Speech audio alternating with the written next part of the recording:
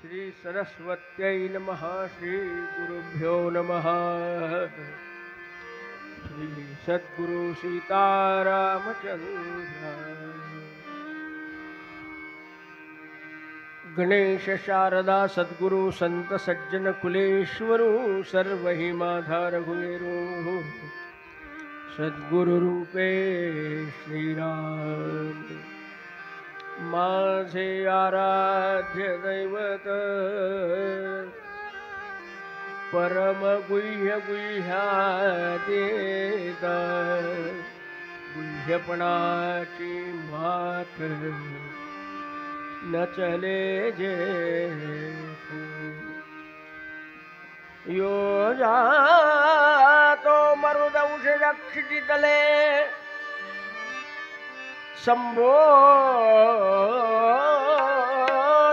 सज्जनान् ग्रंथं यो रचयन् सुपुण्यजनकं श्रीदासबोधाभिधम्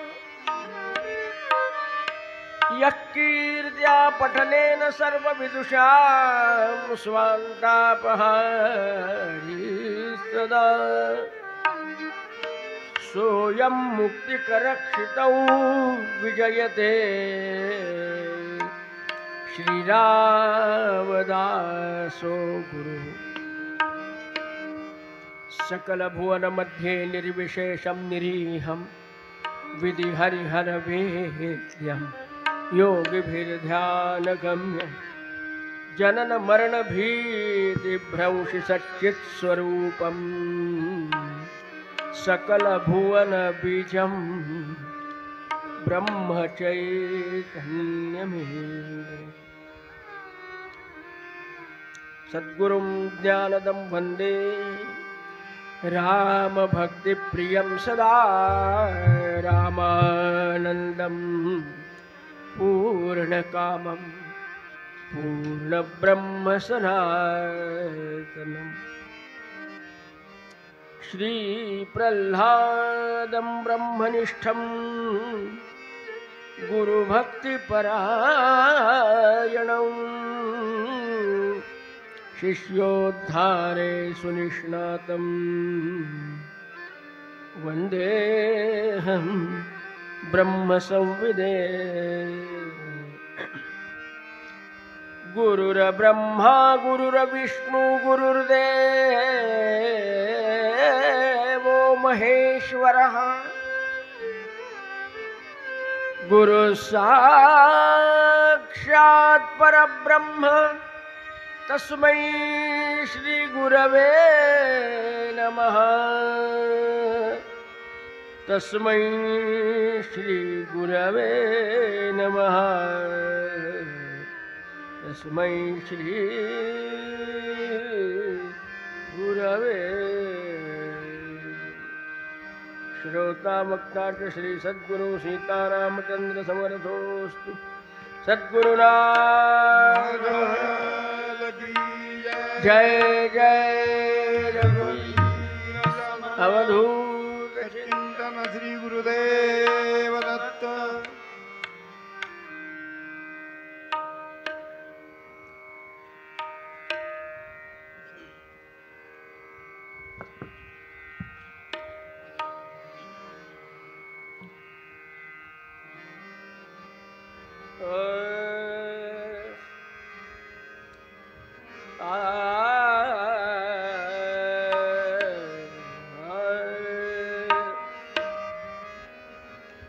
भज मन श्री प्रह्लाद गुरुवर भज मन श्री प्रह्लाद भज मन गुरु श्री प्रह्लाद भज मन गुरु श्री प्रह्लाद। कलिमल हरण्या जन उद्धरण्या कलिमल हरण्या जन उद्धरण्या तप केले सियगाध गुरुवरा तप केले सी प्रल्हाद भज मन सद्गुरु श्री प्रल्हाद भज मन सद्गुरु श्री प्रल्हाद भज मन सद्गुरु श्री प्रल्हाद मुकुंद गंगा उदरिये मुन रामानंद कृपा मिळवून ब्रह्मचर्य प्रख्यात गुरुवरा ब्रह्मचर्य प्रख्यात भज मन सद्गुरु श्री प्रल्हाद भज मन सद्गुरु श्री प्रल्हाद भज मन सद्गुरु श्री प्रल्हाद नाम प्रचारा अखंड फिरुनी बहुपतितांना पावन करुनी स्थिर झाला खेरड्यात गुरुवरा स्थिर झाला खेरड्यात भज मन सद्गुरु श्री प्रल्हाद भज मन सद्गुरु श्री प्रल्हाद भज मन सद्गुरु श्री प्रल्हाद ओ दास म्हणे तव कृपा असावी विषय रंगी वासना नसावी सेवक घ्या पदरा सेवक घ्या पदरात भज मन सद्गुरु श्री प्रल्हाद भज मन सद्गुरु श्री प्रल्हाद भज मन सद्गुरु श्री प्रल्हाद सद्गुरु श्री प्रल्हाद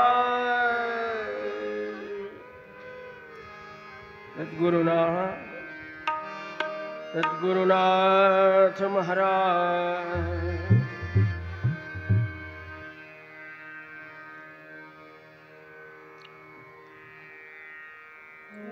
सद्गुरु प्रल्हाद माऊलीच्या जीवनाचे अनेक प्रसंग आपण कालपर्यंत पाहिलेले आहेत.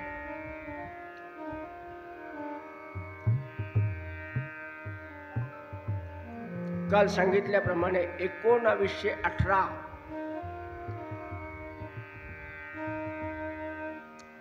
सन 1918 मध्ये संपूर्ण महाराष्ट्रामध्ये इन्फ्लुएन्झाची साथ आली होती. भयानक महामारी जी आपण 2018 मध्ये अनुभवलेली आहे. या साथीचा प्रादुर्भाव खेड्यापाड्यातही पहा सर्व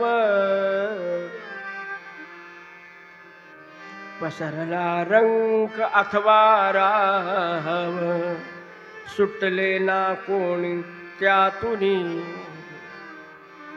जिकडे तिकडे एकची मात धीर सोडती धीरोदात दररोज मृत्युमुखी पडता शेकडो लोक पहा कसे शेकडो लोक पहा कसे.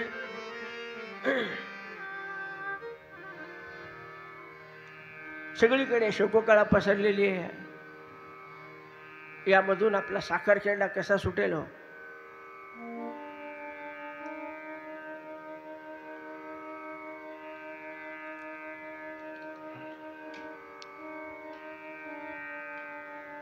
साखरखेड्यामध्ये ह्या मृत्यूचं तांडव सुरू झालेलं आहे. आणि ही लागवण आमच्या पूज्य प्रल्हाद महाराजांच्या घरामध्ये आदरणीय ज्येष्ठ असे बंधू बाबा शास्त्री वासुदेव शास्त्री त्यांना नाव होतं. यांना त्याची लागवण आपल्याला वेळेच्या ओघामध्ये बाबा शास्त्रींचं जीवनपट काही पाहायला ऐकायला मिळालं नाही. प्रकांड पंडित असणारे बाबा शास्त्री खरं म्हणजे जनी हित पंडित सांडित गेले अहंता गुणे ब्रह्म राक्षस झाले असं पंडिताविषयी बोललं जातं. पण आमचे पंडित असून विद्वान असून सगुण भक्तीचा अति उत्कृष्ट नमुना म्हणजे बाबा शास्त्री होते. नाव वासुदेव आणि उपासना सुद्धा वासुदेवाची. अखंड तोडामध्ये अखंड वासुदेव स्मरण असायचे त्यांचे. साधना एवढी जबरदस्त होती. अहो काय सांगावं, सगुणाचं प्रेम किती करावं. अपत्य नव्हतं म्हणून आपल्या घरातल्या राधेचं लग्न लोणारच्या काळ्यांच्या घराण्यामध्ये, देवघर ज्याला म्हणतात, तिथे 50 ते 60 गाड्या साखर खिरड्यावरून आमच्या प्रल्हाद महाराजांच्या ज्येष्ठ बंधूंनी बाबा शास्त्रीने नेलं आणि 16 दिवस लग्न चाललं. किती सगुणाचं प्रेम. साध्या मूर्तीचं लग्न, अरे नाही होत कन्यादान, ती माझी आईच आहे, ती माझी कन्या आहे, ती माझी बहीण आहे. अहो संतांनी आपल्या देवतेला सगळे नाते लावायचं आपल्याला सुचवून ठेवलंय. बाप आणि आई, बाप आणि आई, माझी विठ्ठल रखुमाई, माझी विठ्ठल रखुमाई, माझे माहेर पंढरी, भीमरे जाती,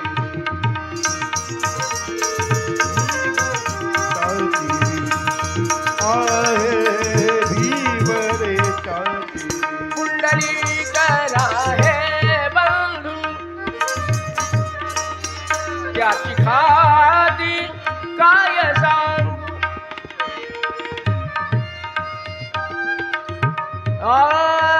त्याची ख्याती काय सांगू,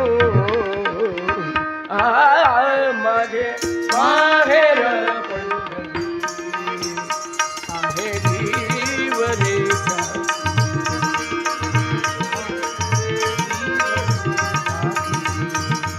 आहे भीमरे बहीण चंद्रभागा, बहीण चंद्रभाग करीत से पाप भंगा, करीत से पाप भंगा, करीत से पाप भंगा, माझे माहेर पंढरी, माझे माहेर पंढरी आहे भीमरे जाती, आहे भीमरे जाती, आहे भीमरे जाती. क्या बात. साथीदार इतके जबरदस्त आहेत आमचे की त्यामुळे खरं म्हणजे आवश्यकता नसताना सुद्धा म्हणावं वाटतं. वेळेचं भान राहत नाही. काही काही दोष कथाकारात असतात, ते सगळे माझ्यामध्ये आहेत असं गृहीत धरून आपण ऐकता याविषयी धन्यवाद. तर बाबा शास्त्रीनं आपल्या घरातल्या राधेचं लग्न 60 गाड्या नेऊन, आपल्या पोरीच्या लग्नाला 60 गाड्या नेत नाही. मला सांगायचं सगुण भक्तीचं अति उत्कृष्ट उदाहरण. म्हणजे मला असं वाटतं की ते भागवत सांगताना त्याचे जुने लोक वर्णन सांगतात की तो प्रत्यक्ष नारायण, तो महाविष्णू त्यांच्या पुढे प्रत्यक्षात उभा राहत असेल असं ते अवस्था असावी. अधिकार एवढा होता महाराज. 8 दिवस आधी आपल्या मित्रांना सांगितलं होतं की मी अश्विन वद्य अष्टमीला आपल्या जगाचा निरोप घेणार. आपल्याला डॉक्टर शेवटच्या क्षणापर्यंत सांगत नाही तो लाईट आहे ना, काळजी करू नका. कशाचा? व्हेंटिलेटरचा. तो बिचारा जिवंत ठेवतो 4-4 दिवस मेलेल्या मुडद्याला. ती गोष्ट ठीक. तसे लोक नाशिकमध्ये नाहीत, मला माहिती आहे.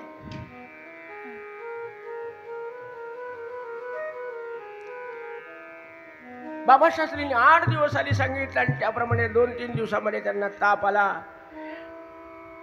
सहनशीलतेचा वर गेला आणि बरोबर अष्टमीच्या दिवशी आमच्या बाबाजी शास्त्रीने घरातल्या लोकांना बोलावून सांगितलं.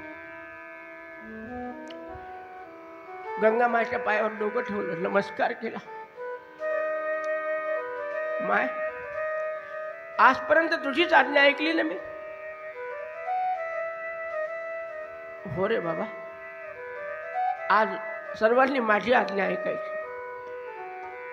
लवकर लवकर उरका, अभिषेक, नैवेद्य, प्रसाद, भोजन आणि सगळे माझ्याजवळ येऊन बसा. आपल्या मंडळीला सांगितलं, इथे शेणाने सारवून काढ. आज एक शब्द बोलायचा नाही कोणी. मी सांगेल तसं वागायचं. काही बोलण्याचा अर्थच समजे ना.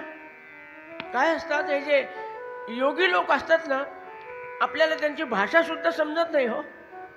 आपण आपलं सहजपणे घेतो, पण त्यांच्या बोलण्यामध्ये फार ताकद असते. इथे सारवून काढा.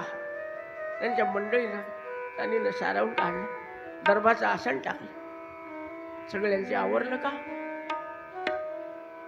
आवरून आलात? एक एक झोप झाली ना सगळ्यांची? असं विचारलं तर बाबा शास्त्री बसा.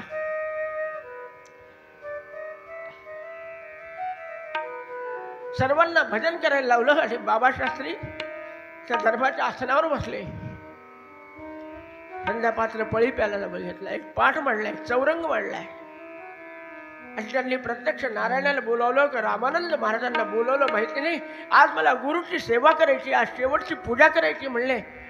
आणि पूजा केली आणि ओम नमो भगवते वासुदेवाय,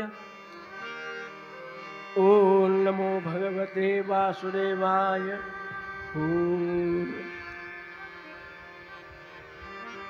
हरिस्मरण करत करत जे डोकं टेकवलं ते बाबा शास्त्रीने कायमचं डोकं टेकवलं. काय बाबा शास्त्री नावाची विभूती हो. विदर्भ रत्न ज्यांना म्हणत होते, ज्यांची प्रसिद्धी होती. प्रांतोपप्रांतामध्ये जाऊन भागवत, रामायण, वेदांत याच्यावर प्रवचन करायचे. पंचकुंडी यज्ञ असला की बाबा शास्त्रींना निमंत्रण असलंच पाहिजे, असं एक समीकरण झालं होतं विदर्भामध्ये. अशी बाबा शास्त्रींची महती. आज एवढा कर्ता पुरुष, आई जिवंत आहे, वडील जिवंत आहेत आणि हसत खेळत जगाचा निरोप घेतला.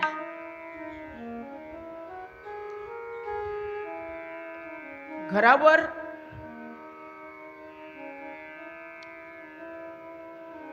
काय कठीण प्रसंग आला असेल, त्या दुःखातून सावरून बाबा शास्त्रींच्या शरीरावर संस्कार वगैरे करून आलेली मंडळी. आपल्या घरातला कर्ता पुरुष गेला, आपण मागे राहिलो. ही खंत मनामध्ये असणारे आमचे मुकुंद अण्णा 9वी दशमी 2 दिवस कसे बसे गेले. आणि एकादशीला आमच्या मुकुंद अण्णांनी हरिस्मरणामध्ये आपली जीवन यात्रा संपवली.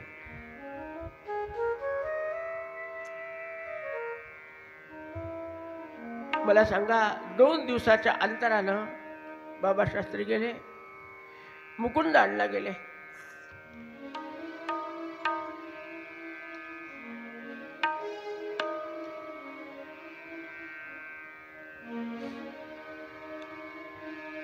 अण्णांच्या शरीरावर संस्कार करून घरी लोक आले.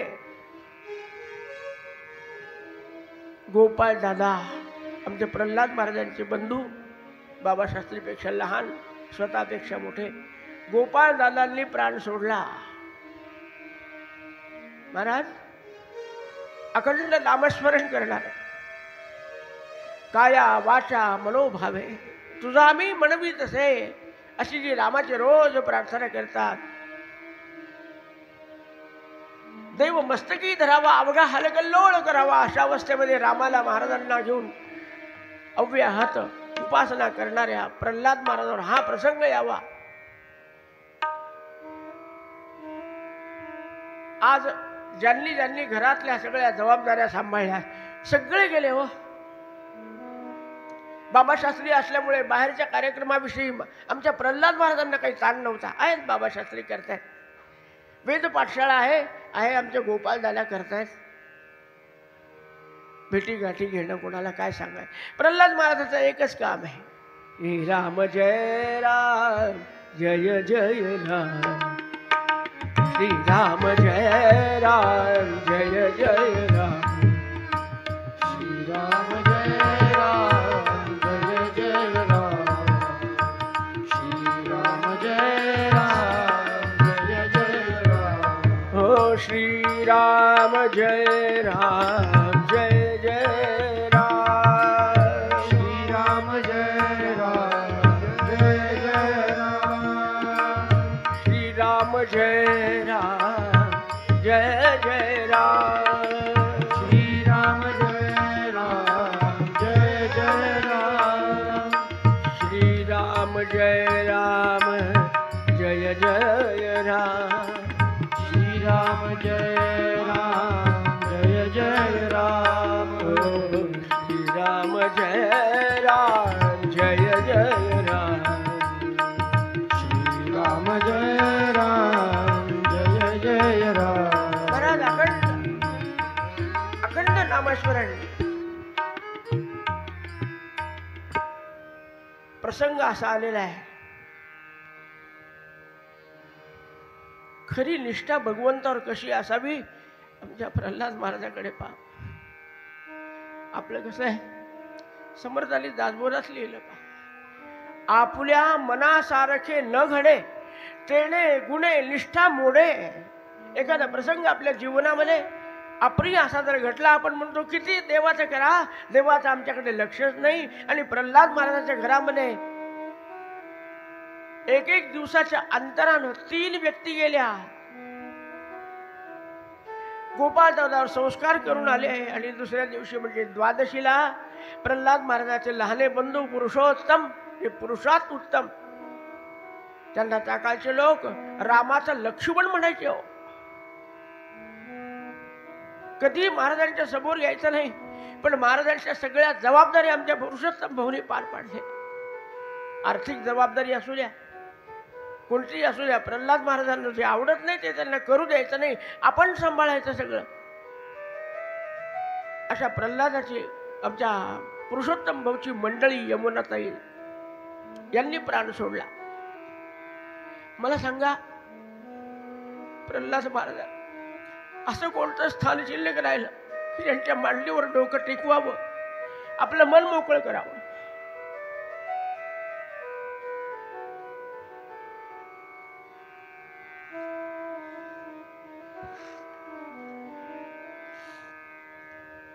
पांढरं फट्ट कपाळ पडलेली आपली आई बिचारी निर्विकार चेहऱ्याने हरिस्मरण करते. बाबा शास्त्रीची मंडळी, गोपालदादाची मंडळी आणि आज मुकुंद आमच्या पुरुषोत्तम भाऊच्या मंडळीने राम म्हटलेला आहे. पण उदासीन हे वृत्ती जीवी धरावे, अति आदर सर्व सेवा करावी. या न्यायानं आमच्या प्रल्हाद महाराजांनी अगदी सामान्य स्थितीमध्ये यमुनाबाईचाही जो सोहळा करायला पाहिजे तो केला आहे.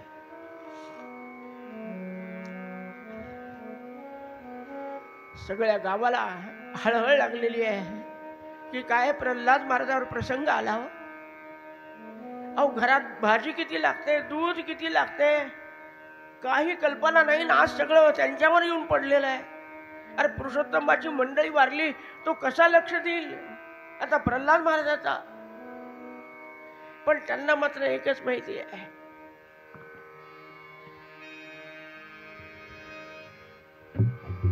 माता रामानंद मत्पिता रामानंद स्वामी राम. माझं सर्वस्व आता रामानंद आहे आणि ते मला जिथे असतील तिथून पाहतात. काल विषय झाला आपला की सद्गुरू हे तत्व एकदेशी नाही आहे. एका ठिकाणी राहून सगळीकडे पाहू शकतं. लोकांनी कळवलं, तारा गेल्या वगैरे वगैरे वगैरे. रामानंद महाराज आले. पण एके स्थळी जन्माशी आली ते तुवा कैसी मानिली आपुली रे पडत मूर्खा. हे सर्व तत्वज्ञान जगणाऱ्या प्रल्हाद महाराजांनी सगळी रामाची इच्छा आहे सहन केलं. महाराज रामानंद महाराजांनी लौकिक अर्थाने काय बोलायचं ते बोल. पण माहिती आहे माझ्या प्रल्हादाला काही सांगायचं काम नाही. ते नुसते लोकांना भागवत सांगणारे, लोकांना तत्वज्ञान सांगणारे तत्वज्ञ नव्हते. जो मर्मज्ञ रसज्ञ तज्ञ असूनही तत्वाप्रती जाणतो जे श्रेष्ठ तयाहुनी ठरत. मर्मज्ञ रसज्ञ आहे, तज्ञ आहे. आणि अशा पद्धतीच्या प्रल्हादाला जास्त बोलायचं काही काम नाही. त्याला राम सांभाळेल. 8 दिवस राहिले असतील रामानंद. 12, 14, 15 दिवस झाले. दीक्षा दिलेलीच होती. भिक्षा मागून आणायचं. आणि आता जास्तीत जास्त वेळ रामनामस्मरण. सकाळ संध्याकाळ मातोश्रीचं दर्शन आणि रामनामस्मरण. दिवसामागे दिवस चाललेले आहेत. असं वर्णन आहे पहा श्रीमद भागवतामध्ये. देवर्षी नारद आपलं जीवनचरित्र सांगत असताना अहम पुरा पुरातीत भवेन मुने. मी जेव्हा पूर्वी दासीपुत्र म्हणून होतो तेव्हा म्हणाले मला संतांच्या संगतीमध्ये नामस्मरणाची खूप सवय लागली, गोडी लागली, इतकी गोडी लागली की त्यामध्ये माझी आई दूध काढायला गेली असताना सर्पदंशाने मरून गेली.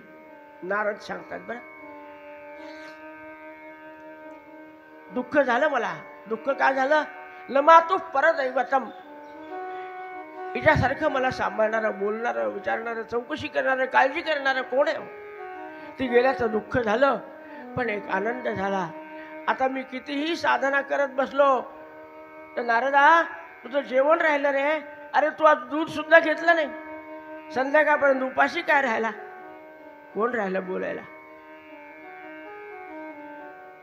पण मला आता अडचण उत्पन्न होणार नाही. कितीही वेळ मी साधना करू शकतो. मला काय सांगायचं? संतांचं असं असतं. आपल्याला नामस्मरणाला ही एक संधी भगवंताने प्राप्त करून दिली. आणि म्हणून सामान्य माणसाचं उदासीन हा काळ कोठे न कंठे. आणि संत उदासीन अवस्थेमध्ये जीवन जगतात. ना आठवे धनसुता लय जाया. जीवन चालू आहे. महिना, 2 महिने, 4 महिने, 6 महिने, 8 वर्ष झाले.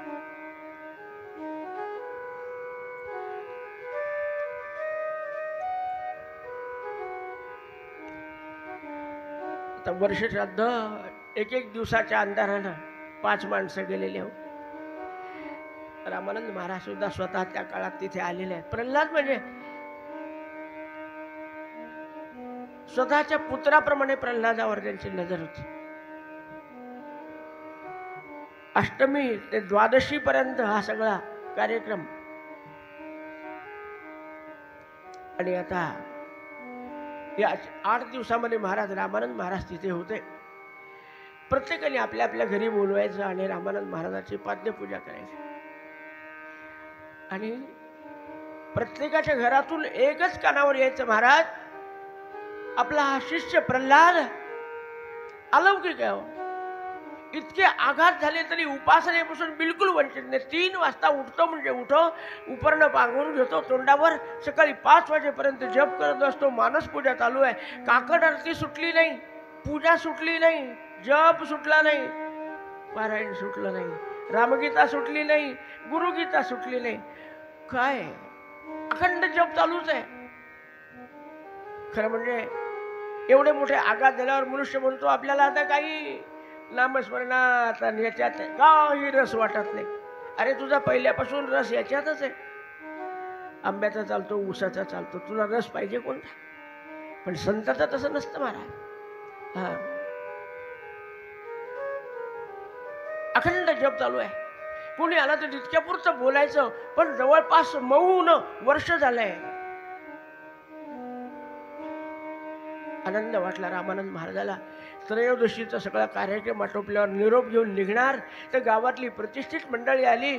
रामानंद महाराजाला नमस्कार केला. महाराज, मागच्या वर्षी तर आमच्या प्रल्हादाच्या घरामध्ये दिवाळी झाली नाही हो. अरे अश्विन वद्य त्रयोदशीपर्यंत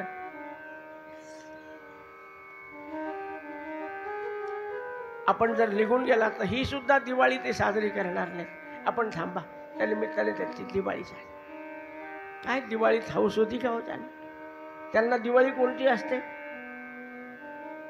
संत येती घरा, संत येती घरा,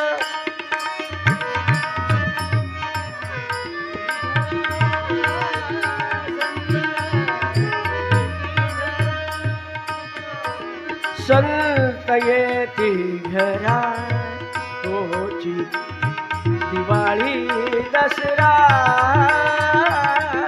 संत येती घरा, तोची दिवाळी दसरा, दिवाळी दसरा, दिवाळी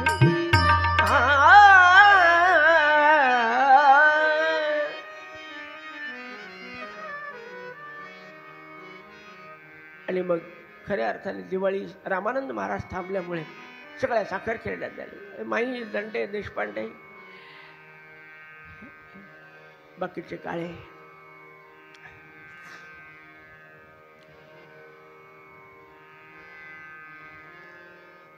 याही उर्वरित 8 दिवसामध्ये दिवाळीच्या काळामध्ये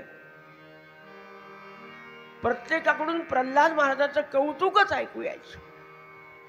आनंद वाटायचा. अरे गुरुची अपेक्षाच असते, शिष्याद विच्छेद पराजयम. हा, माझा शिष्य एवढा तयार व्हावा की गुरुपेक्षा लोकांनी त्याची महती वाढवली पाहिजे. याचाच शिष्याला, गुरुला आनंद असतो. महाराज, माझ्या प्रल्हादाचं एवढं कौतुक लोक करतात आणि वस्तुस्थिती आहे. आनंद वाटला. पण अजूनही सोन्याचं कसं असतं, सोनं आणि हिरा जेवढं अग्नीमध्ये घालावं, तापवावं, तेवढं त्याचं तेज वाढतं. भूय एमाभी वर्धते. आणि हिऱ्याचं जेवढे त्याच्यावर आपण आघात करावेत तेवढी चमक वाढते, त्याचा घाट बदलत राहतो. पण आघात करावे लागतात. हे इतके आघात झाले पण अजून प्रल्हादाची आसक्ती पूर्ण सुटली की नाही पाहायची मनामध्ये विचार आला रामानंदांच्या. आणि आता निरोप समारंभाचं म्हणून प्रवचन करायला रामानंद महाराज बसले.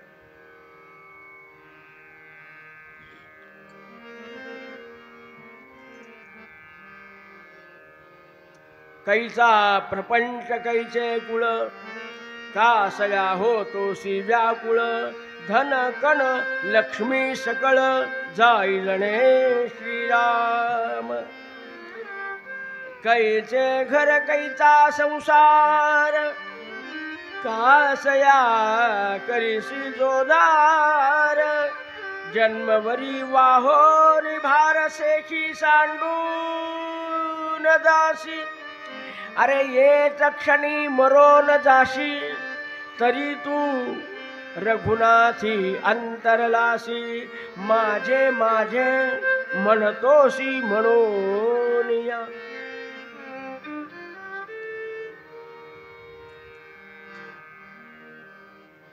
आपल्याला हे शब्द साधे वाटतात. आपल्याला नुसतं ऐकून ते सोडून द्यायची सवय म्हणून साधे वाटले. पण खरा अधिकारी शिष्य जो असतो, अधिकारी असा जो भक्त असतो, तो आपल्या गुरुचा एक एक शब्द उपनिषदाच्या वाक्यासारखा आपल्या अंतःकरणामध्ये कोरून ठेवत असतो. महाराज, अरे येच क्षणी मरोन जाशी, रघुनाथी अंतरलासी. ज्या रामाला प्राप्त करायचं तो राम प्राप्त करण्यासाठी आपल्या जीवनातला एकही क्षण वाया जाता कामा नये. मनुष्य जास्तीत जास्त अडकून पडतो. हे घर माझं, ही शेती माझी, हे दार माझं, हा घोडा माझा, ह्याच्यामध्येच अडकून पडतो आपण. पण या सगळ्या गोष्टीची जोपर्यंत आसक्ती सुटत नाही, रामानंद महाराज म्हणतात, जप जाप्य होम हवने, जप जाप्य होम हवने, जगती करती किती तरी लोक. कीर्तन पुराण प्रवचन कथुनी भासविती विराग तो देख देहा गेहावरती असते आंतरिकते प्रेम भक्त नव्हे सत्याची विषयांधची तो मनी सुप्त काम. अरे या जगामध्ये कीर्तन प्रवचन भागवत रामायण सांगणार कितीतरी लोक आहे. कीर्तन करतात, पुराण करतात, लोकांना प्रबोधन करतात, सांगतात बाबांनो हे सगळं नाशिवंत जग आहे, जाणार सकळ आयुष्य का तो काळ. हे करत असताना मात्र दरवर्षी 4 एकर जमीन घेतात. कोण? कीर्तनकार, प्रवचनकार, भागवतकार. लग्न ठरले की जुळवाजुळव सुरू करतात. 4-4 मासे, 6-6 मासे, चप्पलहार, बूटहार. आमचे प्रल्हाद महाराज त्यातले नाही महाराज.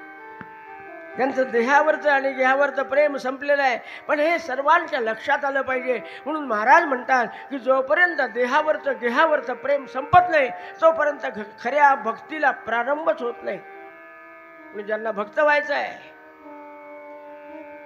त्यांनी आपल्या देहावरचं आणि आपल्या घरादारावरचं प्रेम संपवलं पाहिजे.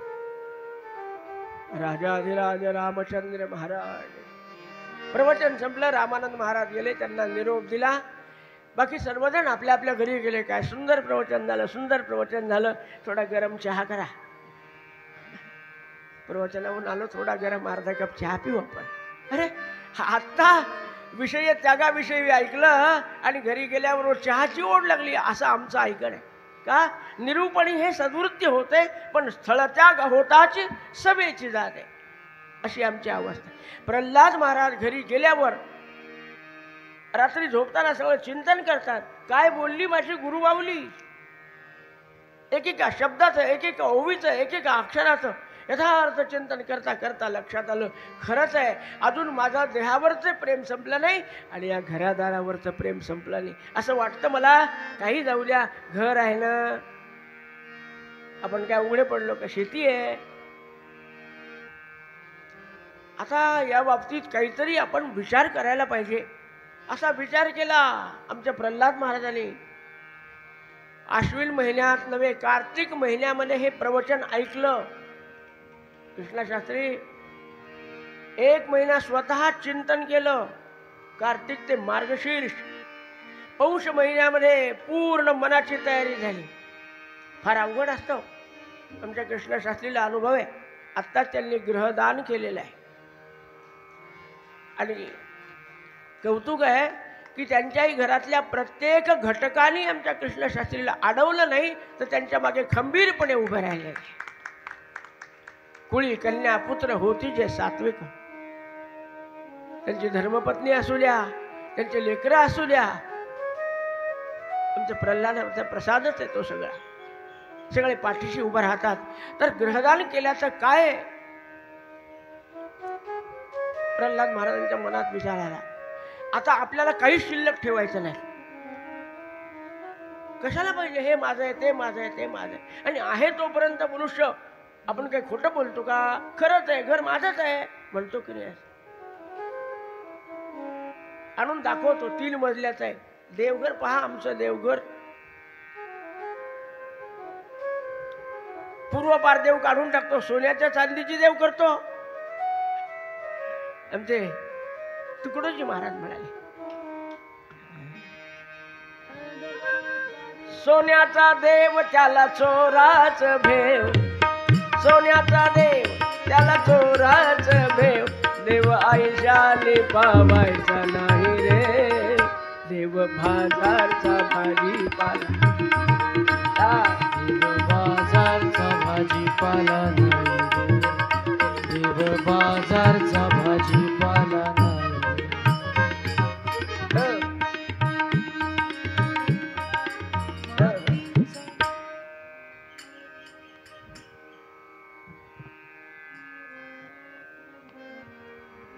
जे जे दिसतं, जे मला माझं वाटतं, ते मला काही शिल्लकच ठेवायचं नाही. पूर्ण खंबीरपणे विचार केला आमच्या प्रल्हाद महाराजांनी. आणि मार्गशीर्ष महिना संपला आणि पौष महिन्यामध्ये हा विचार एक दिवशी सगळ्या कुटुंबातले, परिवारातले लोक बसवले. तुम्ही थोडा विचार करा. 13च महिने झालेले आहेत मुकुंदांना जाऊन, 13च महिने झाले बाबा शास्त्रीला जाऊन, 13च महिने झाले गोपालदादांना जाऊन, आणि 13च महिने झाले आमच्या यमुनाताईंना जाऊन. अशा अवस्थेमध्ये सगळ्यांची अजून सारवासारवही झालेले नाही, विसरलेले नाही ते दुःख. प्रल्हाद महाराजांनी बसवलं आणि सांगितलं की माय, माझ्या मनात एक विचार आलाय. काय रे बाळा, काय विचार आहे तुझ्या मनात? म्हणाले, परवा आपण सर्वांनी रामानंद महाराजांचं प्रवचन ऐकलं. हो रे, सुंदरच प्रबोधन केलं त्यांनी. खरं तसं प्रत्येकाने वागायला पाहिजे. आई, वाटतं ना तुला तसं वागायला पाहिजे? म्हणले हो. मग मला तसंच वाटतं. काय वाटतं तुला? मला वाटतं हे घर आपलं सगळं दान देऊन टाकावं. आपली शेतीवाली सगळी दान देऊन टाका. घर म्हणजे नुसतं घर नाही द्यायचं. घरात जेवढ्या वस्तू आहे, धान्य आहे, सोनं आहे, मान जे काही आहे ते सगळं दान देऊन टाकावं. आणि बास, रामाचा होऊन रामा. सकल जीवाचा करीतो सांभाळ, अरे तुझं मोकलील ऐसे नाही, असं जर आहे संत सांगतात. तर मलाही वाटतं माय, तुला काय वाटतं? मला सांगा. कमावणारे सगळे गेले, घर चालवण्यासाठी जे जे लागतं आणणारं कोणी शिल्लक राहिले. प्रल्हाद महाराज असे उदासीन, संप्रदायाप्रमाणे फक्त 10 घरी भिक्षा मागून आले की पुन्हा जप करत बसायचं. संध्याकाळच्याला काही आहे का? आलं नैवेद्याला तर, नाही तर सुदामजी सारखं चालू आहे आपलं. सर्वोपचारार्थे तुलसीदल पत्रम समर्पया.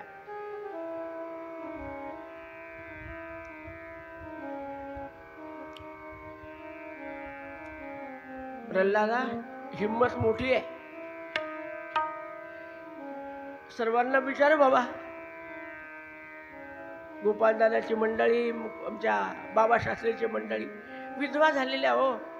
आणि त्या प्रौढ विधवा, तरुण विधवा म्हणलं तरी चालेल. काय वय होतं तेव्हा आमच्या प्रल्हाद महाराजांचं वय मला वाटतं 26-27 वर्षाचं वय असेल. हे 26 वर्षाचे म्हणजे याच वयाच्या असतील ह्या नानी आणि दादी. नवरा गेलाय आणि हे घर दान द्यायची भाषा बोलतात. काय म्हणायला पाहिजे? पण भगवंत संताच्या घरामध्ये असेच लोक जन्माला घालतो की जे संताला पूरक होतील. मारक बाहेरचे असतातच, पण घरातले तरी पूरक असावेत अशी परमेश्वर व्यवस्था करतो. आणि सर्वांनी सांगितले की तुम्ही जे कराल तेच आमच्या बाहेर. तुम्हाला जर राम सांभाळतो, आम्ही तुमचेच आहोत. आता रामाने तुमच्या ओटीमध्ये आम्हाला घातलंय आणि जे आमचे होते ते निघून गेले. आता तुम्हीच आमचे आहात.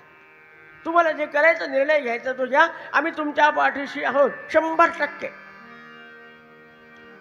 असं समजतं. जुने लोक सांगत होते की बहिणीला विचारलं, बहिणी तुम्हाला शेतातला हिस्सा, घरातला हिस्सा पाहिजे असेल तर आत्ता सांगा, मी देतो.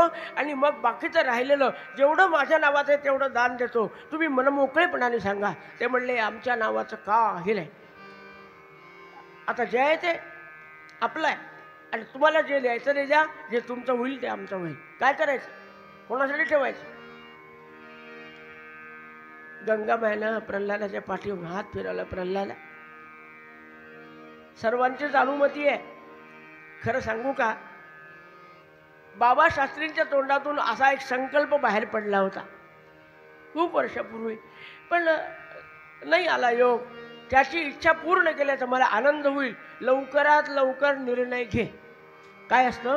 चांगला विचार जास्त वेळ मनात टिकत नाही.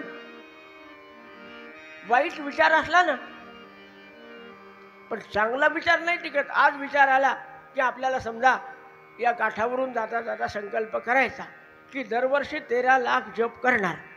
आपण म्हणतो आता करायचा संकल्प. गुरुपौर्णिमा जवळ आली ना, आज काय आपण गुरुपौर्णिमेला करू. मग गुरुपौर्णिमेच्या दिवशी जर कोणी आठवण करून दिली का हो तुम्हाला तो 13 लाख नामजपाचा संकल्प करायचा होता, म्हणजे आहे खरं गुरुपौर्णिमेला करायचा होता, पण आता चातुर्मास्याच्या काळामध्ये बाकीचे खूप सणवार असतात, होतो न होतो. आपण असं करू, प्रल्हाद महाराजाच्या पुण्यतिथीच्या दिवशी संकल्प करू, म्हणजे चांगले संकल्प मनुष्य पुढे पुढे ढकलत चालतो. पण घरामध्ये टी व्ही नसला, घरामध्ये फ्रीज नसलं की झोप येते का? हां, ते आल्याशिवाय झोप येत नाही. प्रल्हादा, जास्त वेळ लावू नको, लवकरात लवकर तुझा संकल्प पूर्ण कर, याला म्हणतात आई. आनंद वाटला, आईला नमस्कार केला, पुरुषोत्तमाकडे पाहिलं. पुरुषोत्तम लक्ष्मणाचे हात जोडून उभा आहे. आपल्याला जे करायचं ते योग्यच असणार आहे, करा.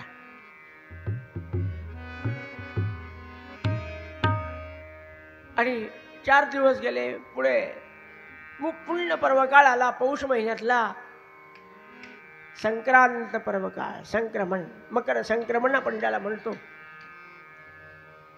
तीळभर पुण्य केलं तरी पोतभर पुण्य होतं म्हणे. संक्रांतीच्या पर्वकाळात तो पर्वकाळ समोर दिसला आणि 1 दिवस आधी गावातल्या प्रमुख लोकांना, माई, दंडे, देशपांडे, हे सगळे लोक, काही यजमान कर्त्याचे घरं होते, काही प्रेमाचे लोक होते आणि बाकी सगळे आदरणीय होते, प्रल्हाद महाराजाला वंदनीय मानणारे असे लोक होते. अशा सगळ्या गावातल्या जबाबदार लोकांना बोलून आणलं. आणि आज मी तुम्हाला मुद्दाम त्रास दिला, माझ्या मनात एक विचार आहे, आपल्या सहकार्याची आवश्यकता आहे. म्हणले सांगा ना. त्यांना वाटलं घर बांधायचं असेल, नवीन जागा घ्यायची असेल, आता दान केलंय, काय बुवा सांगा, आपण सांगाल ते आम्ही तयार आहे. म्हणलं तसं काही नाही, उद्या पर्वकाळ आलाय संक्रांतीचा, चांगला आहे. मग मी म्हणाले संक्रांतीच्या दिवशी हे आपण ज्या घरात राहतो हे सगळं घर दान करायचं ठरवलं.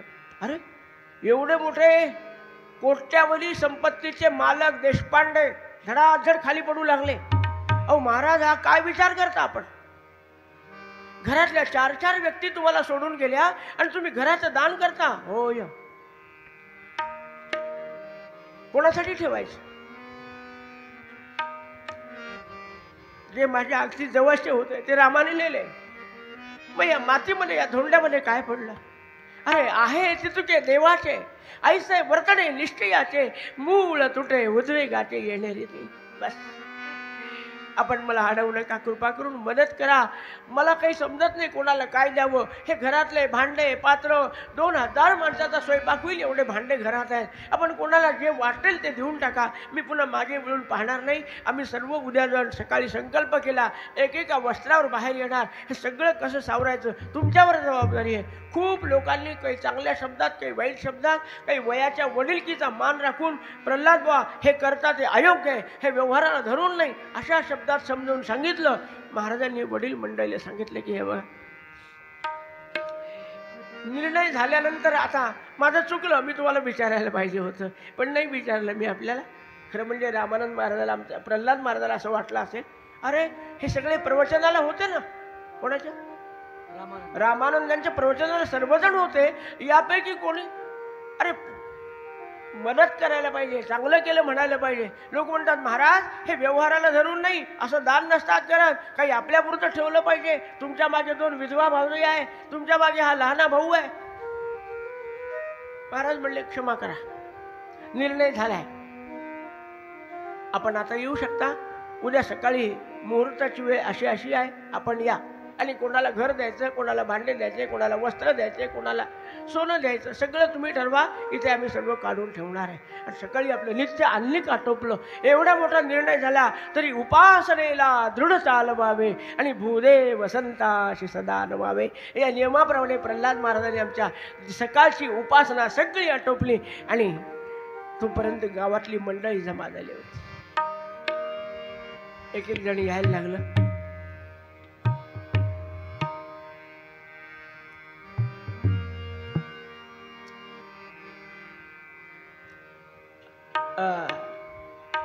कुलगुरु हरिमई,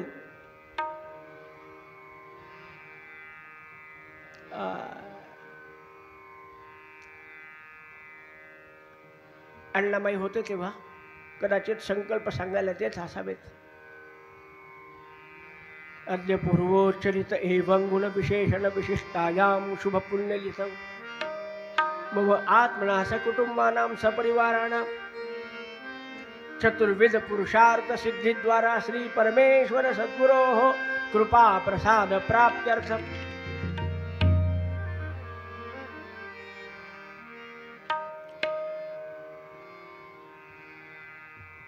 गृहदानाख्यं कर्म करिष्ये. पाणी सोडलं आणि या वेळेपर्यंत प्रल्हाद महाराज एका वस्त्रावर बाहेर आलेले, खाली धोतर नसलेलं, वर उपरण नसलेलं, रामाचा डबा हातामध्ये आहे. जिजीमाईनं तोपर्यंत आपल्या अंगावरचे सगळे दागिने काढून महाराजापुढे ठेवलेले आहेत. आज दोन्ही भावजयांचे दागिने त्याच्यातच आहेत, जिजीमाईचे आहे. सगळे दागिने आणून ठेवून दिले आणि तसेच सगळे एकमेकाच्या मागे उभे राहिलेले आहेत. महाराजांनी संकल्प केला, जानकी जीवन स्मरण जय सद्गुरु ब्रह्मचैतन्य रामानंद महाराज की जय. जय जय रघुवीर समर्थ केले जय गृहदान त्याल उपमा करणे दिली कुंडले. काहे श्रेष्ठ तयाहुनी ठरतसे नामार्थ जे त्यागले. चिंतेच्या सदनास दान करता भक्ती उरे नारदा. श्री प्रल्हाद पदा सदा स्मरुया. श्री राम वाचे वदा सद्गुरुनाथ महाराज की. आणि पुन्हा घराकडे न वळून पाहता प्रल्हाद महाराज, त्यांच्या मागे जिजीमाय, त्यांच्या मागे गोपालदाराची मंडळी, त्यांच्या मागे बाबाशास्त्रीची मंडळी, त्यांच्या मागे पुरुषोत्तम भाऊ मंद मंद पावलं टाकत चाललेले आहेत. कुठे गेले? रघुपती राघव राजा राम पती पावन सीताराम. रघुपती राघव राजा राम रघुपती राघव राजा राम पती पावन सीताराम.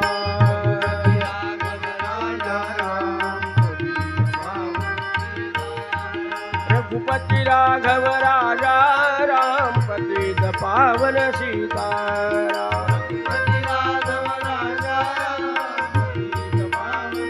जय जय जय रघुपती राघव राजा राम पतित पावन सीताराम.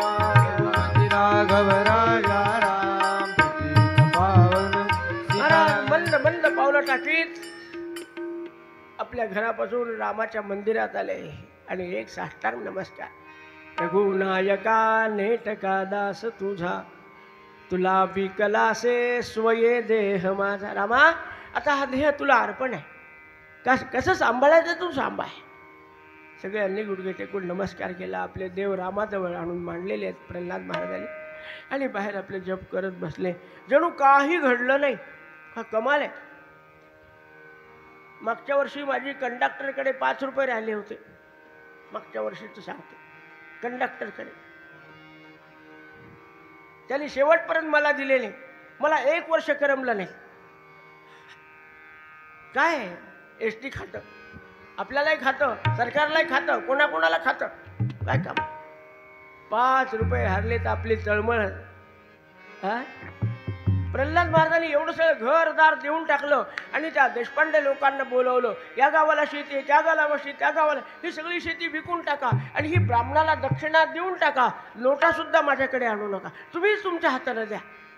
काही 2-4 गावाच्या शेत्या विकल्या, त्याची दक्षिणा महाराजांच्या हाताने दान दिली. पण पुन्हा काही लोक भेटायला आले, म्हणाले महाराज आता असं करा, ही राहिलेली शेती आहे ना ती आपण विकून तर टाकू सगळी, पण आता खिरड्याला लावू शेती घेऊ आणि तिच्यावर रामानंदाचं नाव टाकू, मग काय अडचण आहे.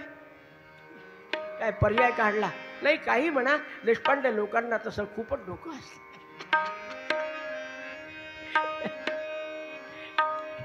%40 देशपांडे आमच्या समोर आहेत म्हणून बोलावं लागलं मला. महाराज ही शेती रामानंदाची झाली तर काय हरकत आहे आपल्याला, आपलं काहीच राहिलं नाही याच्यात. आता रामानंद महाराजांचं नाव काढल्यावर प्रल्हाद महाराज आणि त्यामुळे महाराजांची 22 एकर जमीन राहिली, पण आपलं नाव नाही. त्यानंतर जेव्हा जेव्हा शेताच्या बाबतीमध्ये खत टाकायचं, पेरायचं, गडी ठेवायचा, बैलाचं नवीन घ्यायचे, जुने काय असेल ते करताना अरे रामानंदाच्या शेतात काय आहे, रामानंदाच्या शेतामध्ये खत आहे का, रामानंदांचे बैल काय म्हणतात, अरे रामानंद महाराजांच्या गाईकडे लक्ष ठेवा, त्यांना काढवा, वैरण पुरवा. माझं काही हा शब्दच नाही हो, काय कमाल आहे.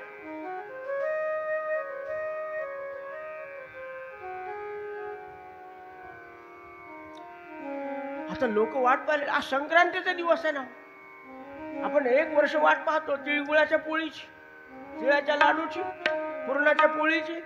आणि आज महाराजांच्या घरात चूल कशी भेटणार. अरे भांड नाही, संध्यापात्र नाही, बहुगुण नाही, परात नाही, काय होईल. काय ठरल्याप्रमाणे ठरल्या वेळेला 10 वाजता गणाधीश जो ईश सर्वा गुणांचा, मुळारंभ आरंभ तो निर्गुणा. महाराज भिक्षा निघाले. रघुपती राघव राजा राम पती. आज महाराज भिक्षेला निघाले. खेड्यातल्या लोकांचं मन भरून आलं, काय या माणसाने सगळं देऊन टाकलं. अहो धान्य भिक्षा घातली तरी यांच्या झोळीमध्ये करतील काय. आणि त्या दिवशी आणलेली भिक्षा कणकीचे गोळे केले, लाकडावर पानग्यासारखे भाजले आणि त्या दिवशीचा दिवस निभवला. पण लोकांच्या मनात विचार यायला लागला, आता स्वयंपाक पाणी कसं करणार, काही राहिलेलं नाही यांच्याजवळ. महाराज भिक्षेहून आले. हो 5च घर आपल्या रोजच्या प्रमाणे. आज देशपांड्याची गल्ली झाली, उद्या शुक्लाची गल्ली, परवा शास्त्री गल्ली. पुन्हा त्याला 8 दिवस वाटायला नको रोज आमच्याच गल्लीत यायला लागली. दिल्लीत 2 चक्र जास्त झाले आमच्या पीएमच्या. लोक नावं ठेवतात, ओ कतैसा लोक हाती धरता धरबेना.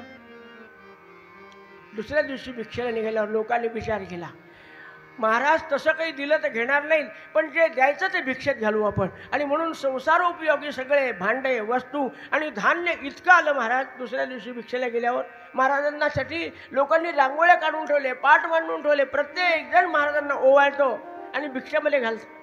आज सगळे मोठे मोठे देशपांडे रघुपती राघव राजाराम म्हणत म्हणत महाराजांच्या मागे भिक्षेला बाहेर पडलेले आहेत. आणि जे लोकांनी दिलं ते त्या लोकांनी जमा केलं, राम मंदिरात आणून टाकलं. असं वर्णन आहे की धान्याचा एवढा ढीग झाला की रामाची मूर्ती पलीकडे असलेली अलीकडून दिसत नव्हती. 7 फूट 8 फूट धान्याचा ढीग झाला. महाराजांनी मनातल्या मनात विचार केला, अरे मी माझं दान केलं ते लोकांचं घ्यायसाठी केलं का. पुन्हा गावातल्या लोकांना बोलावं, असं करा 4 दिवसामध्ये निष्णं टुपणं काय करायचं ते करा, याच्यातला 1 दाणा शिल्लक राहिला नाही पाहिजे.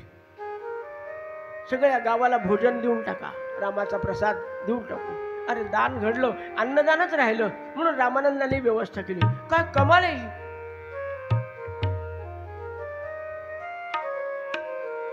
आणि 4 दिवसामध्ये सगळी व्यवस्था झाली. आणि शेकडो लोक, साखर खेरलाच नव्हे, आजूबाजूच्या गावातले लोक, ज्यांना ज्यांना समजलं आपल्या प्रल्हाद महाराजांनी एवढं दान दिलं, प्रत्येक जण येतो पायावर लोटांगण घालतो. वा, असा गुरु पाहिजे हो.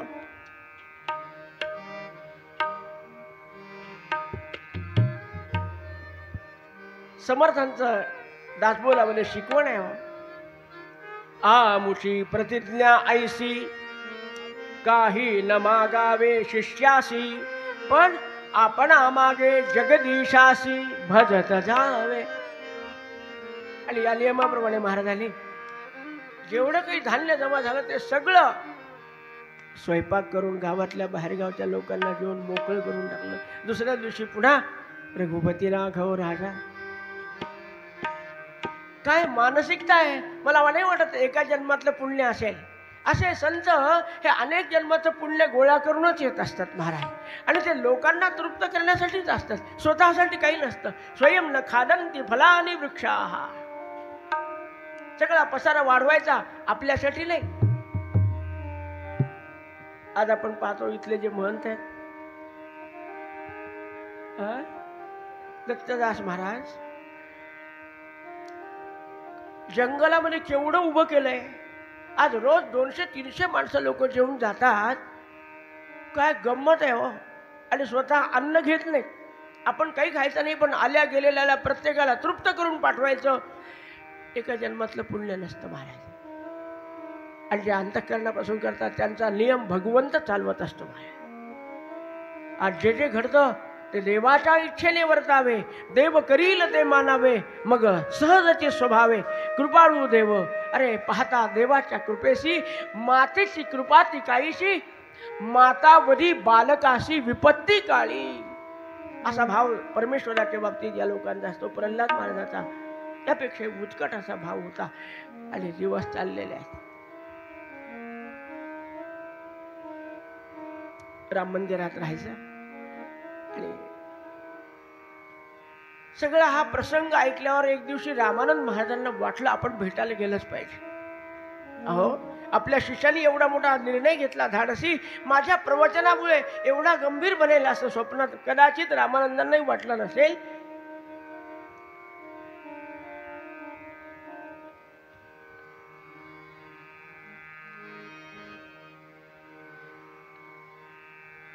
कवीनं वर्णन केलंय. सद्गुरु रामानंदांचे जरी असतील बहुभक्त,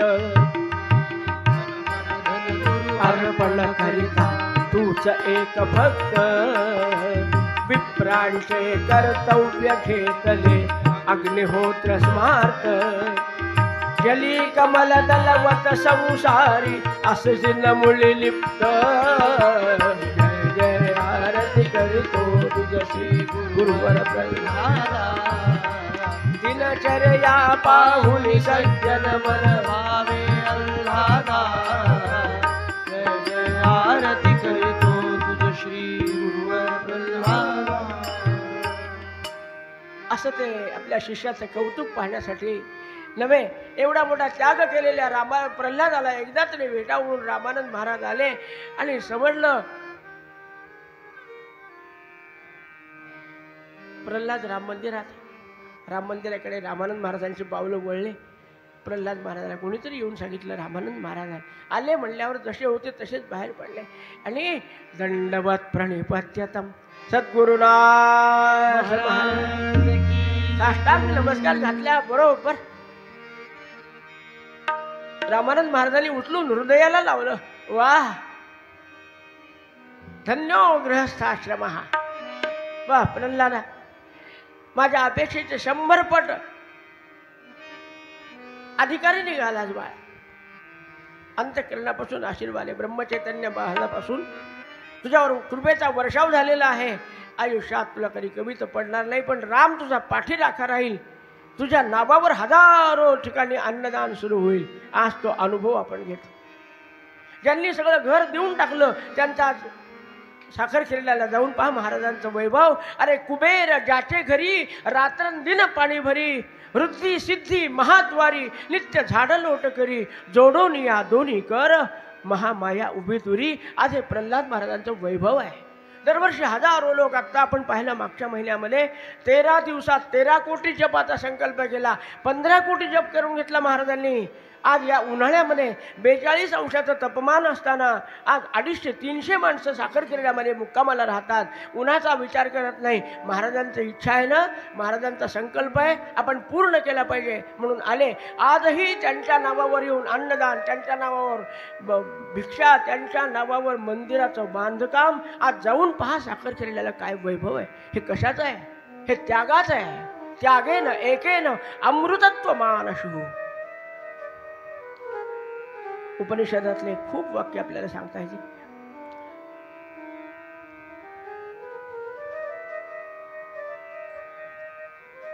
बराच वेळ रामानंद महाराजांनी हृदयाला लावलेलं प्रल्हादाच्या पाठीवर आपल्या डोळ्यातून निघणाऱ्या आनंद अश्रूचा अभिषेक केला असेल. आणि प्रल्हाद महाराजाच्या डोळ्यातून निघणाऱ्या अश्रुधाराने सद्गुरू रामानंदांच्या चरणाला पूर्ण भिजवलं गेलं असं. नमस्कार करून महाराजांना बसवलंय खाली. मौन संभाषण चालू आहे. रामानंद महाराज काही विचारत नाहीत, प्रल्हाद महाराज काही सांगत नाही. ज्यांना ज्यांना समजलं ती गावातली मंडळी रामानंद महाराजांच्या दर्शनाला आली आणि प्रत्येकाने प्रल्हादाचं कौतुक करावं. रामानंद महाराजांच्या डोळ्यातले अश्रू 2 तास झाले तरी थांबत नाहीत. वा रे वा, शिष्य असावा तर असा असावा. समर्थांचा जसा कल्याण, ब्रह्मचैतन्याचे जसे रामानंद, तसं रामानंदाचा हा प्रल्हाद. अहो, रामानंदांचं असंच वैराग्य होतं. काय होतं जालन्यामध्ये जेव्हा आनंद सागरांच्या रामाच्या त्या गाभाऱ्यामध्ये रामाची स्थापना झाली. 10-15 पत्राचं शेड होतं.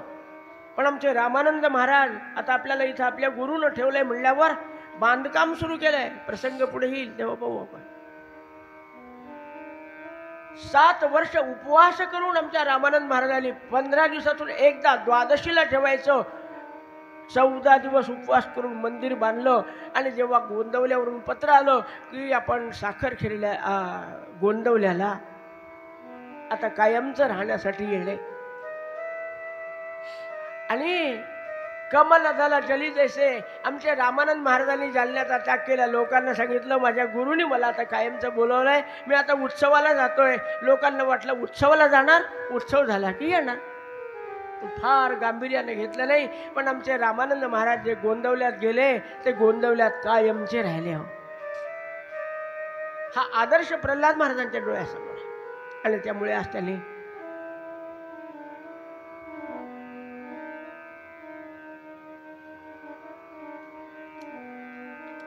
तुका म्हणे वत्स धेनु वेचे चित्ती तैसे मध्ये येते सांभाळीत. रामानंद महाराजांनी प्रल्हादाला खूप कौतुक केलं त्याचं आणि सांगितलं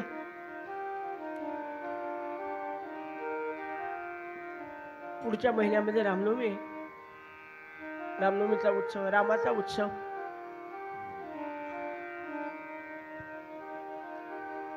रामाची अर्चन सेवा वासुदेव शास्त्री काळेकडे होती.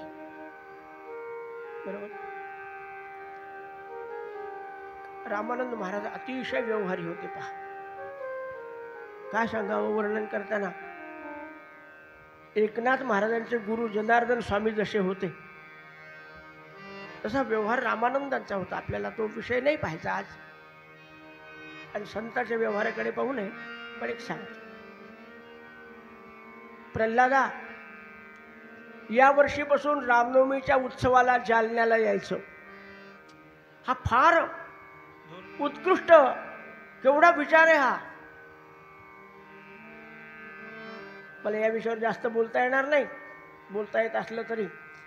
हां, पण काय रामानंद महाराजांचं प्रगल्भ ज्ञान असलं पाहिजे. पूर्ण 10 दिवस नव्हे 15 दिवस जालन्याला काढायचे. फाल्गुन मध्ये द्वादशीला रामनवमीला जालन्याला यायचं. इथून साखरखेड्यावरून निघून आणि 10 दिवस पुराण सेवा आपण करायची. अध्यात्म रामायण आपण सांगणार आहात. काय काहीतरी सेवा सांगितल्याशिवाय हा राहणार नाही. हा सेवा दिली की रामायण सांगायचं. पायावर डोकं ठेवलं महाराज, आता देहच तुम्हाला अर्पण आहे. काया वाचा मनोभावे तुझा मी म्हणवीतस.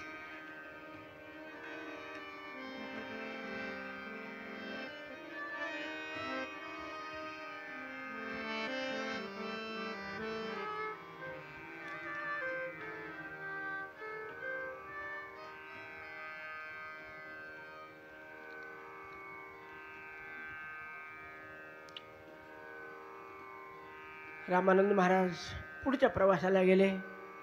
महिना दिवसा एखादा महिन्याचा काही कालावधी असेल.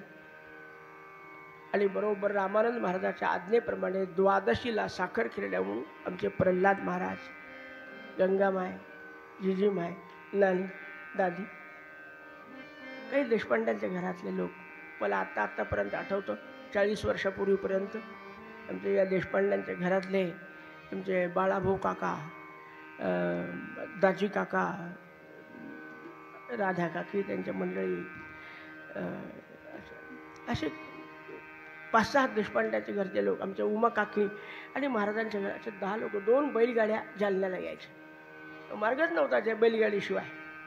एक मुक्काम अंधेऱ्यात व्हायचा, त्यांचंच घर असल्यामुळे. आणि दुसऱ्या दिवशी देऊळगाव मही व्हायची अंधेऱ्याला. आणि तिथून महाराज देऊळगाव राजाला एक मुक्काम करून अमावस्येच्या आदल्या दिवशी किंवा अमावस्येला सकाळी जालन्यात पोहोचायचे. आज रामानंद महाराजांनी प्रल्हाद महाराज रामायण सांगणार याची सगळ्या लोकांना कल्पना दिली. व्यवहार फार कठीण होता रामानंद महाराज, अप्रतिम. हा,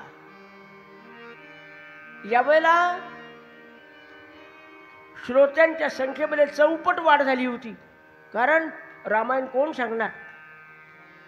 प्रल्हाद महाराज रामायण सांगणार ही वदंती सगळीकडे पसरली गेली. मंदिर गच्च भरलेलं आहे. सकाळच्या नियमाप्रमाणे आपल्या रामदासी संप्रदायाप्रमाणे कोठी पूजन झालं, ध्वजपूजन झालं, रामनामाच्या पहाऱ्याला लोक बसलेले आहेत. रामाला पवमानाचा अभिषेक झाला आणि सगळं आटोपल्यानंतर रामानंद महाराजांचा आणि आलेल्या मंडळीचा अल्पोपहार झाला. आणि 9 वाजता रघुपती राघव राजा राम पतित पावन सीताराम, रघुपती राघव राजा राम पतित पावन सीताराम, जानकी जीवन स्मरण. आयुष्यात पहिला प्रसंग आहे.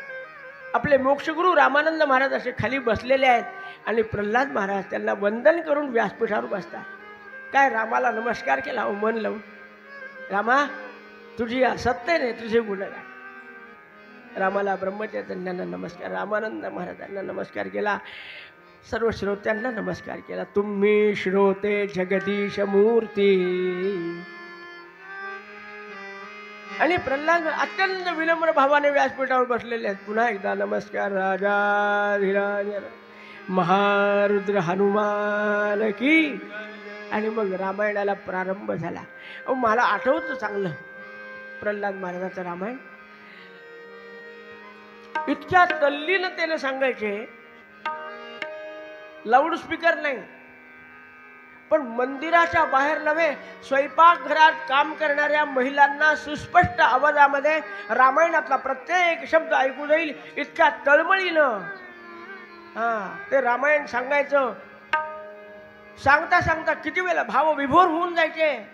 त्या प्रसंगामध्ये जायचे आमचे प्रल्हाद महाराज तल्लीनतेनं. 4थ्या दिवशी महाराजांचा घसा बसायचा. हो, खडी साखर घे की आजकालच्या पुराणिकासारखे होतं का? इकडे एक बाटली भरलेली, तिकडे एक बाटली भरलेली. आजकाल चांदीचे तांबे असेल, काही असू द्या, त्याच्यात काय असतं कोणी पाहत नसतं. सांगतो तुम्हाला, लोट्या भरून ठेवतात, बाटल्या भरून ठेवतात पुराणिक लोक.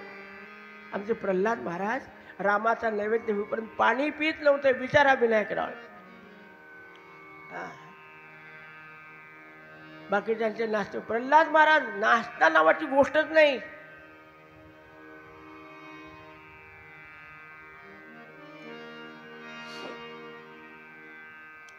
नऊ दिवस पूर्ण सुंदर असं पुराण झालेलं आहे. रामानंद महाराजाला आनंद वाटायचा. अरे वा, प्रल्हाद किती शिकला याचा आज प्रत्यंत राहिलेला आहे. रामायणातला एक श्लोक सुद्धा सुटत नाही अर्थ सांगत असताना. श्लोक म्हणत नव्हते सगळे, पण प्रत्येक श्लोकाचा भावार्थ उत्स्फूर्तपणे बाहेर पडला पाहिजे, श्रोत्याच्या अंतःकरणापर्यंत गेला पाहिजे असा त्यांचा भाव असायचा. प्रत्येक प्रसंग अंतःकरणामध्ये भिडला पाहिजे असं त्यांचं बोलणं असे. रामकथा आटोपली आणि आज रामानंद महाराज रामजन्मोत्सवाच्या कीर्तनासाठी उभे राहिलेले आहेत. राम गावा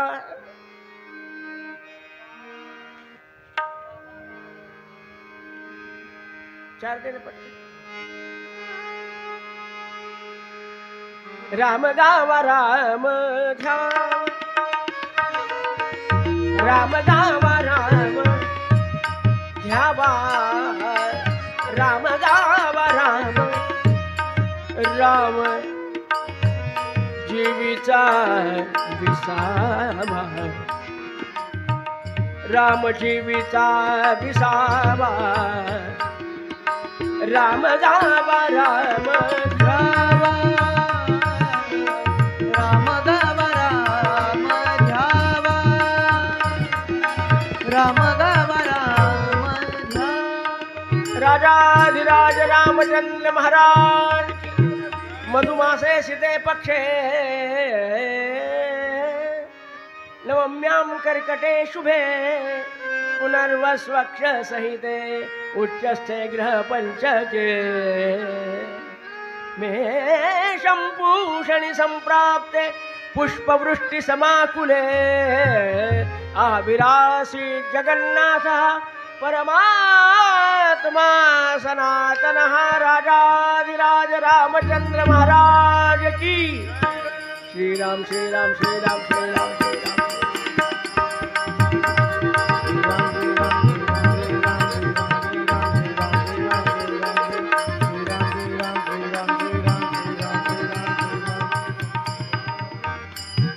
जानकी जीवन स्मरण इकडे भजनाच्या नादामध्ये लोक उंच उंच उड्या मारतात, तबला वाजतो, पखवास वाजतो, ढंजा वाजतात, पेठी वाजते, हे सगळं वाचन चालू आहे. आणि पाठीशी उभ्या असलेल्या प्रल्हाद महाराजाचा हात आमच्या रामानंद महाराजांनी हातात घेतला आणि बोलत बोलत गाभाऱ्यात नेलेलं आहे. गाभाऱ्यात रामासमोर उभं केलं आणि सद्गुरू ब्रह्मचैतन्य महाराजांनी दिलेलं प्रासादिक रामपंचायतन आज आमच्या प्रल्हादाला दिलं. 1920 सालची गोष्ट आहे. जालन्याच्या राम मंदिरामध्ये महाराजांनी हा प्रसाद म्हणून राम दिला. आज तर मला रामच देऊन टाकला. वा राजाधिराज रामचंद्र भगवान की जय. त्या रामाला आपल्या हातात घेतलं, रामानंद महाराजांच्या पायावर डोकं ठेवलं, पुन्हा राम जिथल्या तिथे ठेवले, बाहेर आले, पाळणा वगैरे सगळं. पण आज काय दिलंय? आज राम दिलेले आहेत. कोणी दिलेले राम आहेत? सद्गुरू ब्रह्मचैतन्यापासून आलेले राम आज प्रल्हादाला दिले. महाराज काही नियम सांगितले. महत्वाचा नियम सांगतो आपल्याला की रामाचं तीर्थ घेतल्याशिवाय पाणी प्यायचं नाही. बाकीचे नियम तर साधे होते. एकादशीला पवमान करायचा, साधन द्वादशी करायची, हे तर चालूच होतं, ते काही विशेष नव्हतं वाटत. पण रामाचं तीर्थ घेतल्याशिवाय पाणी प्यायचं नाही. खरं म्हणजे मी एकदा प्रल्हाद महाराजांना देहात असताना मी फार पोरकट होतो. आजही वयाच्या मानाने मी पोरकटच आहे, पण तेव्हा फारच पोरकट होतो. मी एकदा प्रल्हाद महाराजांनाच प्रश्न विचारला. म्हणलं रामानंद महाराजांची काय उपासना होती? बावलट सारखं विचारत जाऊ नको म्हणे, मी सांगितली तेवढी उपासना कर. ते सिद्ध होते. पण त्यांनी मात्र आमच्या प्रल्हादाला सांगितलं की रामाचं तीर्थ घेतल्याशिवाय कधीही पाणी प्यायचं. महाराजांपुढे हात जोडून सांगितलं, महाराज आपल्या आज्ञेच्या बाहेर नाही. आणि राम घेतले. हनुमत जन्म झाला आणि मग पुन्हा आमचे प्रल्हाद महाराज साखर खेळण्यामध्ये आले. आता राम मागे लागलेले आहेत. मला सांगा, सकाळी 3 वाजेपासून उठून मानस पूजा, मग सगळा जप, आता हे रामाची पूजा, अग्निहोत्र ते सांभाळायचं आहे. अजून भिक्षा, आला गेलेला माणूस, आणि बाहेरगावी दौरे करावेच लागायचे लोकांच्या आग्रहास्तव.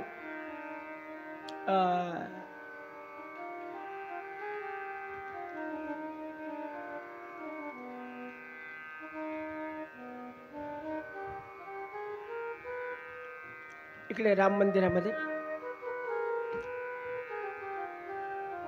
महाराजांचं ते सवळं मोहळं, तो अग्निहोत्र, जागेमध्ये थोडंसं अडचण होऊ लागली म्हणून काही लोकांनी विनंती केली की मग महाराज नाना काळेचा जो ओटा आहे त्याच्यावर ओसरीमध्ये आपण राहावं, म्हणजे सवळ्या ओळ्याच्या दृष्टीने.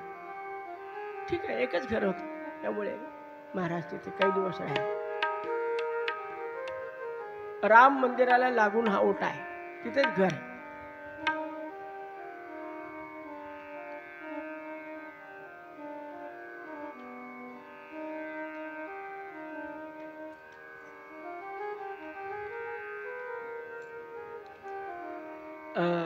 राम मंदिरात महाराजांचा मुक्काम असताना एक प्रसंग घडला. पहा,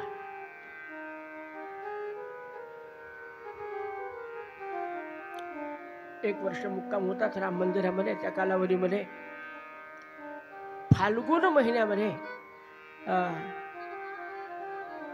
जो एक सण असतो पहा,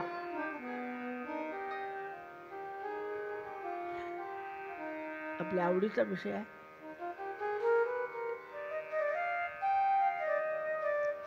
जुनी पद्धत अशी होती की 15 दिवस आली एरंडाचा एक दांडा, जिथे कुठे होळी लावायची असेल तिथं तो उपसून लावून ठेवायचा. आणि त्या 15 दिवसामध्ये लाकडं गौऱ्या चोरून आणायची.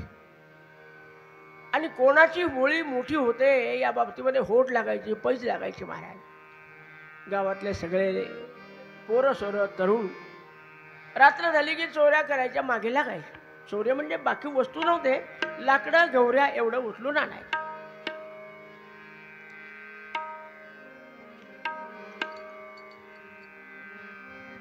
चरित्रामध्ये ज्यांचे नाव आहेत ते एक सखाराम बोबडे, नामदेव दानवे आणि गोरा बंडू असे तिघांचे नाव आहे.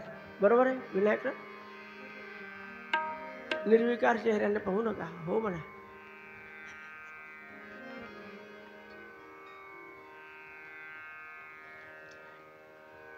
असेल 8-10 मुलांची टोळी, त्यातले हे 3 प्रमुख होते. आता बाहेर पडायचं, चोरी करायला बाहेर पडायचं म्हणजे लोक जोपर्यंत जागे आहेत तोपर्यंत बाहेर पडता येतं का? हां, म्हणजे चोरांच्या चोऱ्या करायच्या वेळा ठरलेल्या असतात. ते काही व्यासपीठावरून सांगायचं काम असतं का? पण बरोबर मध्यरात्र झाली, हे चोर चोरी करायला असेल पोरं बाहेर पडले आणि फिरता फिरता फिरता राम मंदिराच्या समोरून चालले. आपण खेळण्याची अवस्था पाहिली असेल, दोन्हीकडचे घरे गच्च भरलेले असायचे. वाडे मोठे मोठे वाडे, अर्धा वापरायचा आणि अर्धा पडका, अर्धा वापरायचा आणि अर्धा पडका. मग त्या पडक्या वाड्यात काय काय असायचं आपल्याला चांगलं माहिती आहे. तिथले लाकडं गवऱ्या उचलून आणायचे. पाहता पाहता आले आणि राम मंदिरापासून जात असताना आज एवढा लख्ख प्रकाश कशाचा आहे म्हणून या तिन्ही पोरांनी राम मंदिरातल्या त्या दरवाजातून पाहायला प्रारंभ केला. त्या काळातल्या राम मंदिराचं दार कसं होतं माहिती आहे का? 2-2 बोटाच्या त्या फळ्यांमध्ये अंतर होतं. पहा, जुने दरवाजे आठवा. आणि त्या दरवाजाच्या फटीतून हे मुलं पाहतात, कोणी जागा आहे का? आपल्याला चोरी करताना पकडले, कोणी जागा आहे का? पाहतात.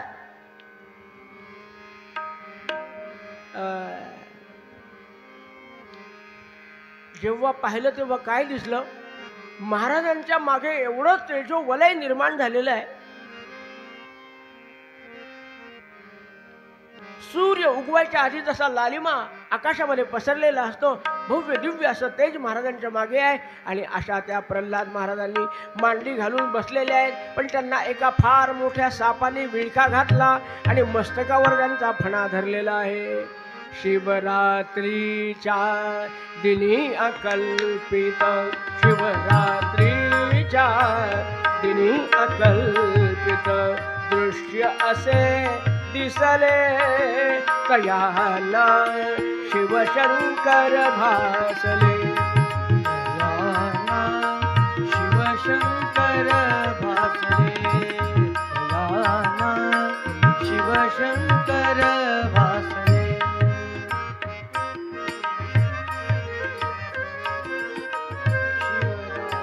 सखाराम बोबडे होता, नामदेव दानवे हो. गोरा बंडू सोबत घेऊनी, गोरा बंडू सोबत घेऊनी बाहेरी पडले. कयाना शिवशंकर भासले, कयाना शिवशंकर भासले, कयाना शिवशंकर भासले.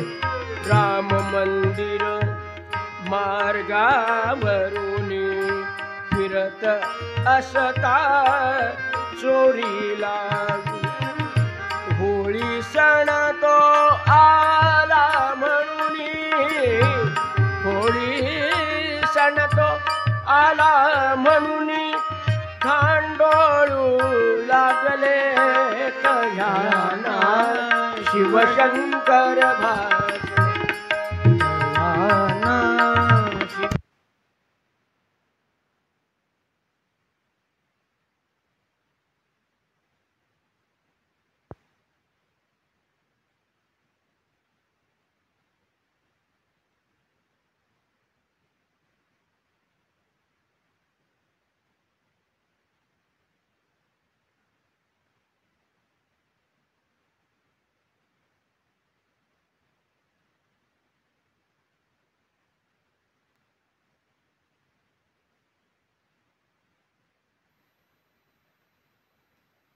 द्वार बंद फटीच्या त्या मधुनी प्रकाश दिसला तयाला. शेषाने जणू श्री सद्गुरुला, शेषाने जणू श्री सद्गुरुला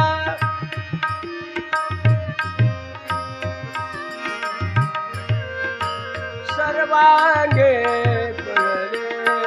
दयाना शिवशंकर भासले दयाना, शिवशंकर भासले दयाना, शिवशंकर भासले. आज आमचे प्रल्हाद महाराज म्हणजे साखर खेळण्याचा प्राण त्या काळात, आजही आहे त्या काळात. आणि आपलं दैवत असणाऱ्या प्रल्हाद महाराजाला एवढ्या मोठ्या नागाने विळखा घातला आणि वर मस्तकावर पंचफणा शिखरी देव श्री हरी. नारायणाच्या डोक्यावर असं म्हणतात की नारायणाशिवाय कोणाच्याही डोक्यावर शेष फणा धरत नसतो. पण आज महाराजांच्या डोक्यावर घाबरले. आता काय होतंय सकाळपर्यंत आपल्या महाराजाचं आरडाओरडा केला तरी उतरताना हा जर यांनी दंश मारला तर कसं होईल. चला आवाज करू नका, चला आपल्या आपल्या घरी. आणि सर्वजण आपल्या आपल्या घरी गेले. आता काही लोकांना सांगायचंच काम नाही सकाळी काय पाहायला मिळतं आणि काय ऐकायला मिळतं. बिचारे 12-14 वर्षाची पोरं होते ते घाबरलेले. प्रभात समयी येऊनी बघता, प्रभात समयी येऊनी बघता काकडा तिथे सुरूच होता. घडले ते ना कुणाशी सांगा, घडले ते ना कुणाशी सांगा अवचित प्रभू बदले. अभाहे शिवशंकर भासले दयाना, शिवशंकर भासले दयाना, शिवशंकर भासले.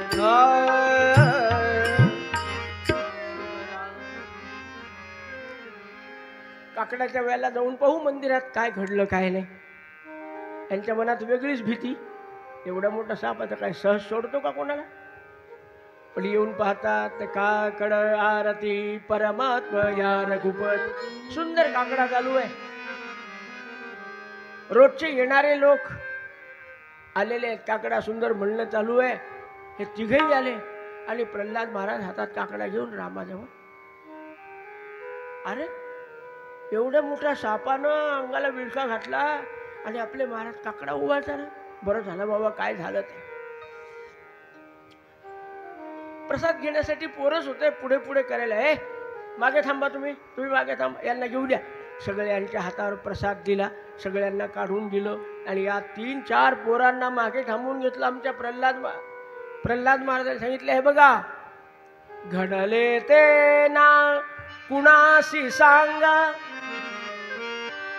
अवचित प्रभू बदले. हे बघा रामाचा आशीर्वाद पाहिजे असेल ना तर रात्री जे पाहिलं ते मी आहे तोपर्यंत कोणाला सांगायचं नाही, तुमचे डोळे जातील. भीती दाखवली. पण त्यामुळे ही गोष्ट महाराज देहात असेपर्यंत कोणाला समजली नाही, चर्चा नाही, काही नाही, पोट्याने सांगितलंच नाही. आपले डोळे जातील, आपल्यावर रामाचा कोप होईल. नको बाबा, मला काय सांगायचं. आज पुष्कळ लोक असे आहेत की महाराज माझ्या स्वप्नात आले, मला महाराजांचा आदेश आला की यांच्याकडे जा आणि 5,000 रुपये घेऊन ये. अशी पुष्कळ लोक आहेत. त्यांच्याकडे जा आणि त्यांना म्हणा भावेली रामदासला देऊन टाका. प्रल्हाद महाराजांनी सांगितलं.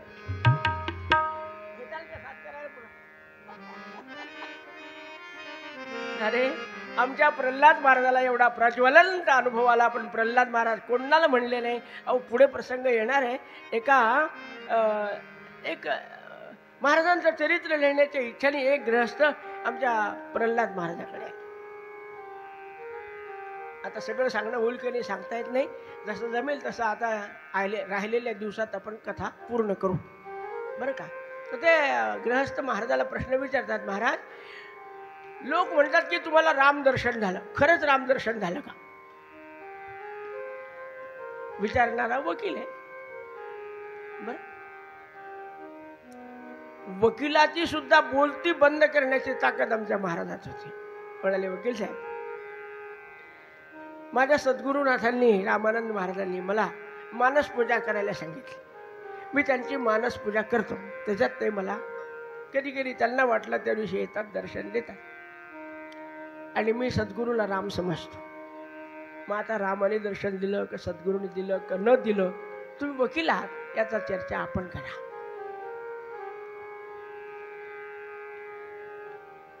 एवढे मोठे आमचे प्रल्हाद महाराज, पण मला आदेश झाला आणि मला स्वप्नात दिसले, मला असं कधी काही सांगितलं नाही. अहो समर्थ रामदास स्वामींनी दासबोधला लिहून ठेवलंय, कृपणाशी धन ठेवा सापडाला जायचा. जर आपल्याला एखादा परमेश्वराचा दृष्टांत झाला, अनुभव आला, आपण कोणाला सांगू नये.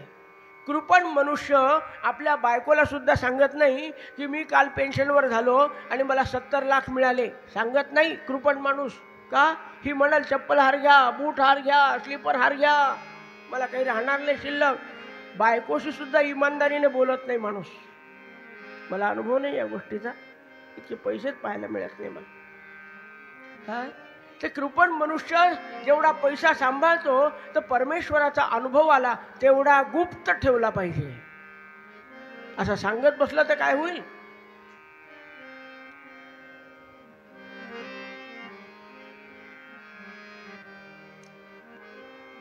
एकंदरीत असे खूप प्रसंग घडले महाराजांच्या जीवनात, पण महाराजांनी स्वतःला झाकून ठेवलं.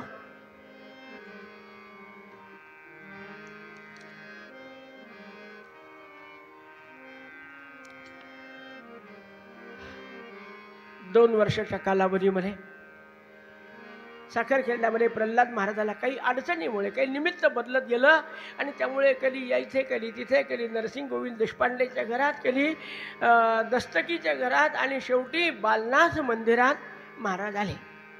प्रल्हाद महाराज फार कथा लांबवत नाही, 4:30 झालेले आहे. केव्हा थांबायचं?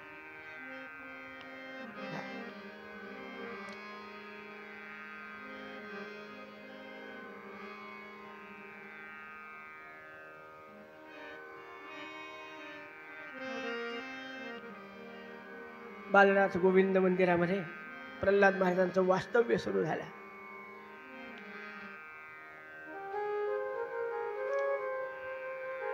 महाराज बालनाथाच्या बाजूलाच राहणारे नारायणराव देशपांडे यांचे चिरंजीव दत्तात्रेय देशपांडे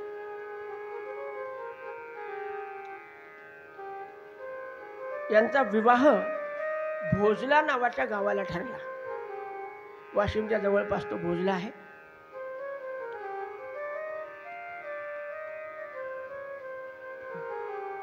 तिथले गोपाळराव राजे यांची कन्या, जिला इकडे लग्न झाल्यावर उमाबाई असं नाव ठेवलं होतं. आम्ही त्यांना काकी म्हणायचो.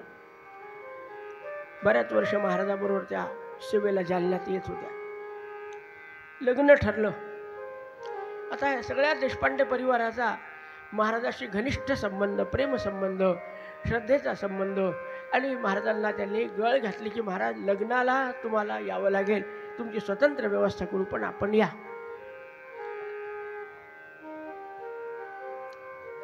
ठीक आहे.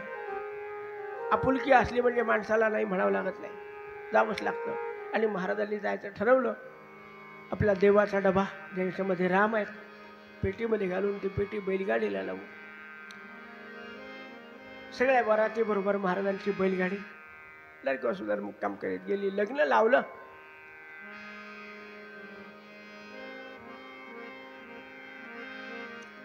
वैशाखाचा महिना आहे महाराज, वैशाख. आपण आत्ता आत्ता अनुभवलाय.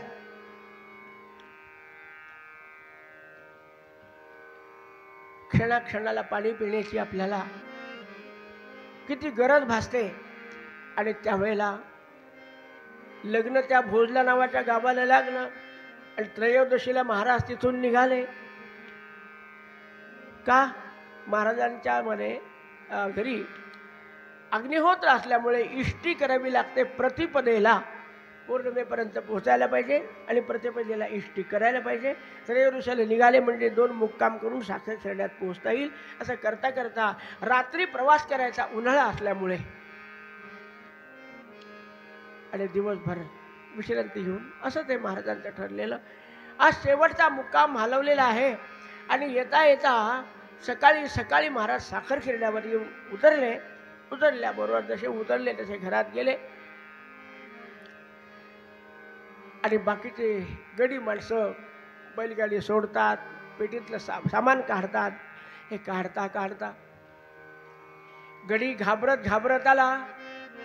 आणि महाराजाला घाबरूनच म्हणतो, महाराज फार मोठा घोटाळा झाला. काय झालं रे बाबा? आपली देवाची पेटी जी मागे बांधलेली होती बैलगाडीला, ती मागच्या मागे पडली. अरे काय सांगतो तू? खरंच महाराज. घागरमाळ्याच्या आवाजामध्ये आणि रात्रभर प्रवास करत असताना केव्हा पडली आवाज सुद्धा आला नाही हो. महाराजांच्या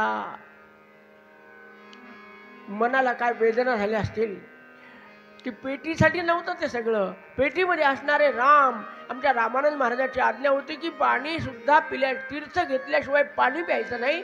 म्हणजे राम इतके सतत आपल्या सान्निध्यात असले पाहिजे की त्यांच्याशिवाय कधी राहायचं नाही. आणि ती पेटी हरवली म्हणजे राम हरवले. राम हरवणं म्हणजे माझ्या गुरुची आपण आज्ञा उल्लंघन केल्यासारखं होईल, अवज्ञा केल्यासारखी होईल. महाराज एकदम घाबरले. असं कर, ताबडतोब जा, ज्या मार्गाने आपली बैलगाडी आली तिथे जा, अजून 2 माणसं बरोबर घे आणि शोध लाव, सापडेलच पेटी. आपले राम आहेत त्याच्यात. ती पेटी म्हणजे काही नुसतं सामान आहे का? बिचारा गेला धावत पळत 2 माणसं बरोबर घेऊन. इकडे महाराजांनी स्नान केलं, पूजा अभिषेक झाला, ब्राह्मण बोलावले, इष्टीला प्रारंभ झाला. पण आज प्रल्हाद पाया पडायला का आला नाही? गंगाबाईला थोडी काळजी पडली. चौकशी करताना लक्षात आलं की आज महाराज अस्वस्थ आहेत. आणि अस्वस्थ असण्याचं कारण काय? तर प्रल्हाद महाराजांच्या देवाची पेटी खाली पडली.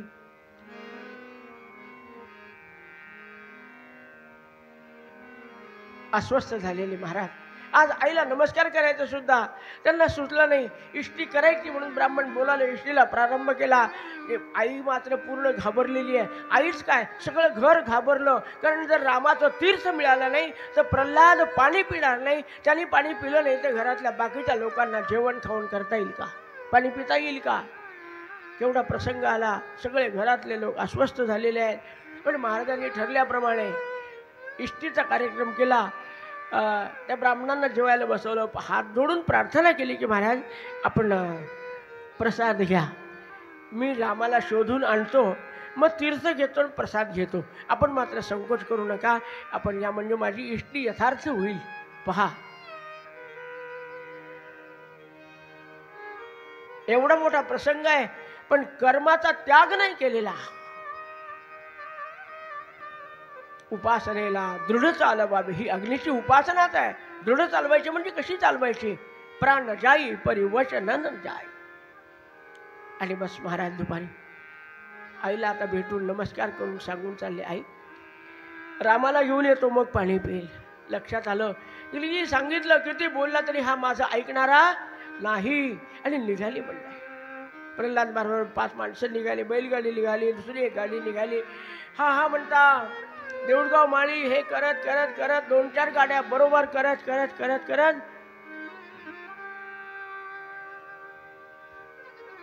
सोनाटी गेली. सोनाटीवरून वाकद नावाच्या गावाला आले. जिथे ज्या मार्गाने बैलगाडी आली त्या भागात सगळी इकडे आमचे राम पाहिले का, आमचे राम पाहिले का.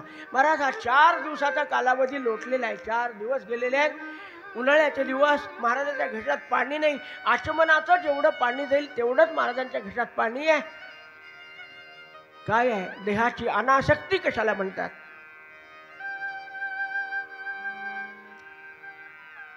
आज 5वा दिवस आहे. इकडे आमच्या पुरुषोत्तम बुवाला समजलं, घाबरलेले आहेत. बालाजीच्या उपासनेमध्ये होते मेहकरला. बालाजीला त्यांनी कबूल केलं, मी इथे अन्नदान करेल, पवमानाचा अभिषेक करेल, काय काय करायचं ते. तिथे लोक जपाला बसले, साखरखेड्याला लोक जपाला बसले. ज्या ज्या गावामध्ये समजलं सोराठी असू द्या की देऊळगाव माळी असू द्या, तिथले लोक अनुष्ठानाला बसले. प्रत्येक गावातले एक एक बैलगाडी 10-10 माणसं असे बाहेर पडले. आज 100 माणसाची दिंडी राम संशोधनासाठी बाहेर पडलेली आहे. पेटी हरवली नाही. आमचे राम सापडले का. जसे राम वेडे झाले होते जानकीसाठी, कुतो व स्वामिनी शुभा, कुतो व स्वामिनी शुभा म्हणून रामचंद्र झाडाला सुद्धा कवटाळायचे, अरे माझी जानकी पाहिली का, माझी जानकी पाहिली का. तसे आज आमचे महाराज आपल्या रामासाठी वेडे झालेले आहेत. प्रत्येकाला विचारपूस करतात.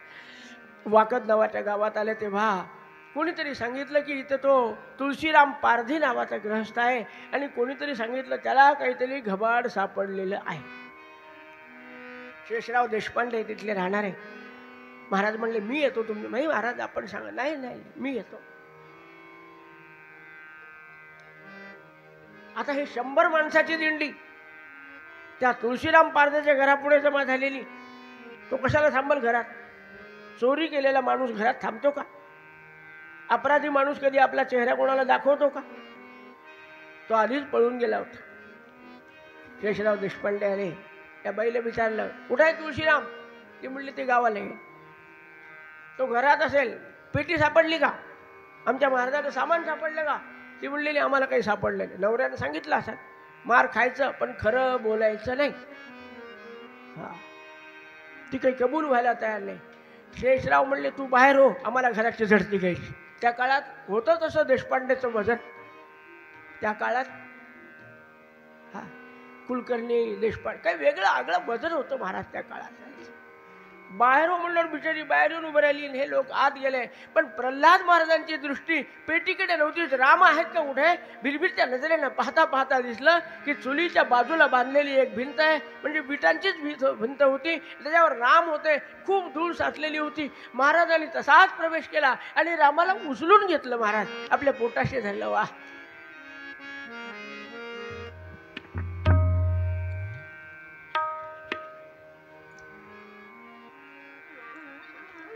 इकडे मात्र हे राम सापडेपर्यंत आमच्या पुरुषोत्तमवाची काय अवस्था झाली. पुरुषोत्तमवानी आमच्या रामानंद महाराजांना तार पाठवली. सखाजी शास्त्री शुक्ल सरा रामच मिळाले नाहीत तर पर्याय सांगणारी मंडळी उपलब्ध पाहिजे. सखाजी शास्त्री शुक्ल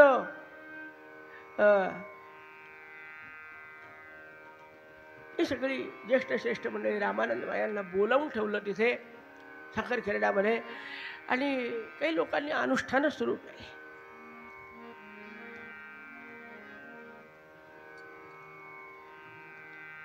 काय म्हणत असतील महाराज रोज रामाला. हा म्हणत असतील की काही म्हणतात ऐकायचं.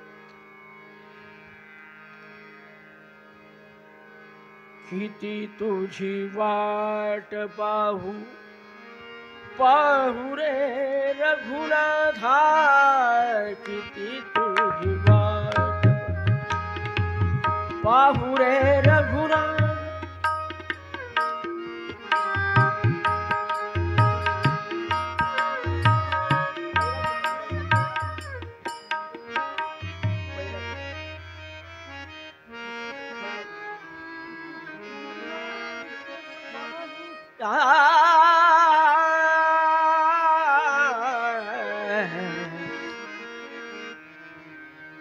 कंठ हा सुकला आता माझा, कंठ हा सुकला माझा आता, किती तुझी वाट पाहू पाहू रे रघुनाथा, किती तुझी वाट पाहू पाहू रे रघुनाथा, किती तुझी वाट पाहू पाहू रे रघुनाथा. भोगल्याशी पूजिले हाय, भोजल्याशी पूजिले पेटी माझी ठेविले, पुन्हा नाही पाहिले तुझशी.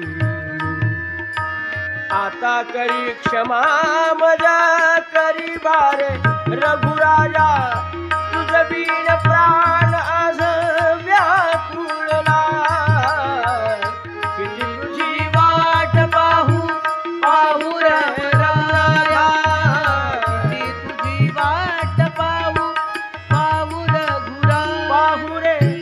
पाहू रे रघुनाथ. महाराज, घरातल्या सगळ्या लोकांची अवस्था गंगामाईची आपण समजू शकतो. 10 लोक तिचे डोळे पुसायला होते, पण आमच्या जिजीमाईचे डोळे पुसायला कोण आहे? जिजीमाईंना अन्न घेतलं असेल का? प्रल्हाद महाराज 4 दिवसापासून 5 दिवसापासून अन्न नाही पाणी घेत नाही, तर जिजीमाईने काय केलं असेल? किती व्याकुळ झाला असेल जेवण.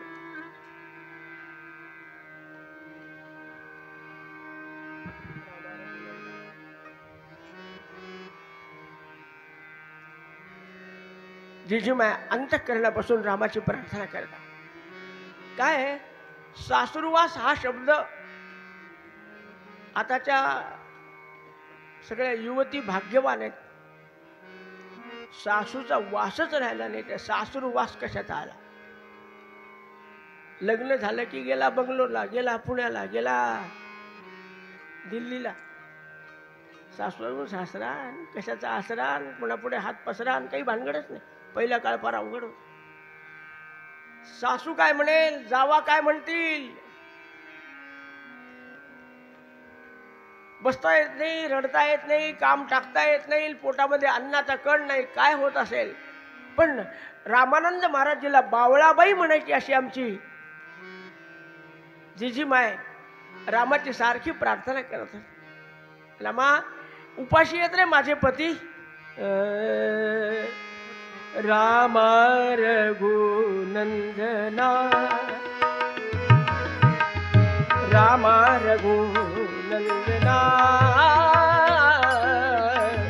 रामा रघुनंदना. खेरड्याशा तू कधी रे येशील, खेरड्यास तू कधी रे येशील, ही माझी प्रार्थना, रामा रघुनंदना, रामा रघुनंदना, रामा रघुनंदना. 3-4 ते दिवसही गेले, रामा पण अजूनही न आले. 3-4 ते दिवसही गेले, रामा पण अजूनही न आले. जल अन्ना विण व्याकुळ असतील, जल अन्ना विण व्याकुळ असतील, माझ्या पतीचे प्राण, राम रघुनंदना, राम रघुनंदना, राम रघुनंदना. जरीला येशील दिनत्रही तू, प्राणही अर्पिन खरे पहार. जरीला येशील दिनत्रयी तू प्राण ही अर्पिन करे पाहतो सकल जनांची तळमळ बघून सकल जनांची तळमळ बघून उद्या तरी आलना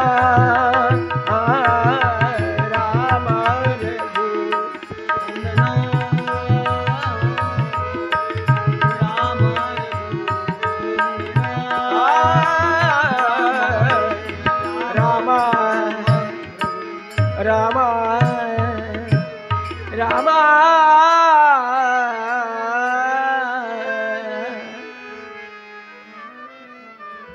जिजीमाईची अंतःकरणापासूनची प्रार्थना कदाचित रामापर्यंत पोहोचली असेल. इकडे शेषराव देशपांडे आणि आमचे प्रल्हाद महाराज तुळशीराम पारधेच्या घरापाशी गेलेले आहेत. महाराजांनी झडप घातली आणि त्या रामाला उचललं, हृदयाला लावलं. डोळ्यातून निघणाऱ्या आशीर्वादांनी रामाला स्वच्छ करून टाकलं. ही एक रामानंद महाराजांनी अत्युच्च कोटीची परीक्षा, त्या परीक्षेत महाराज आज उत्तीर्ण झाले. शेषराव देशपांडेला इतका आनंद झाला. 100 माणसं होते. काय जय जयकार केला असेल. आपण आवाज काढा, प्रामाणिकपणे आवाज काढा सर्वजण. जानकी जीवन स्मरण अनंत कोटी ब्रह्मांड नायक राजाधिरा सच्चिदानंद सद्गुरु श्री ब्रह्म चैतन्य रामानंद महाराज की जय. काय जय जयकार झाला. सगळं गाव दुमदुमून गेलं. वाकद नावाचं काय ताकद असते भगवंताच्या नामाची ते वाकदच्या लोकांना समजली. शेषरावांनी तिथेच प्रल्हाद महाराजाला साष्टांग नमस्कार घातला. शेषराव देशपांडे ज्यांच्याकडे महाराज थांबले होते.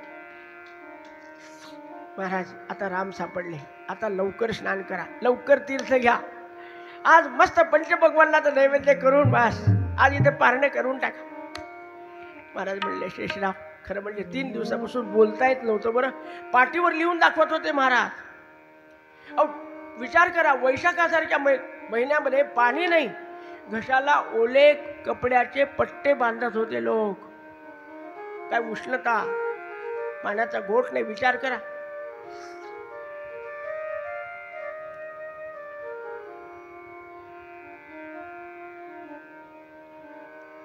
हे बघा, कदाचित रामानंद महाराज सखाली शास्त्री शुक्ल साखरखेड्याला येऊन बसले असतील. साखरखेड्यातली सगळी मंडळी तिथे जपसंकल्पाला बसलेली आहे. या सर्वांना तसंच सोडायचं आणि मी तुमच्याकडे पुरणाची पोळी खायची.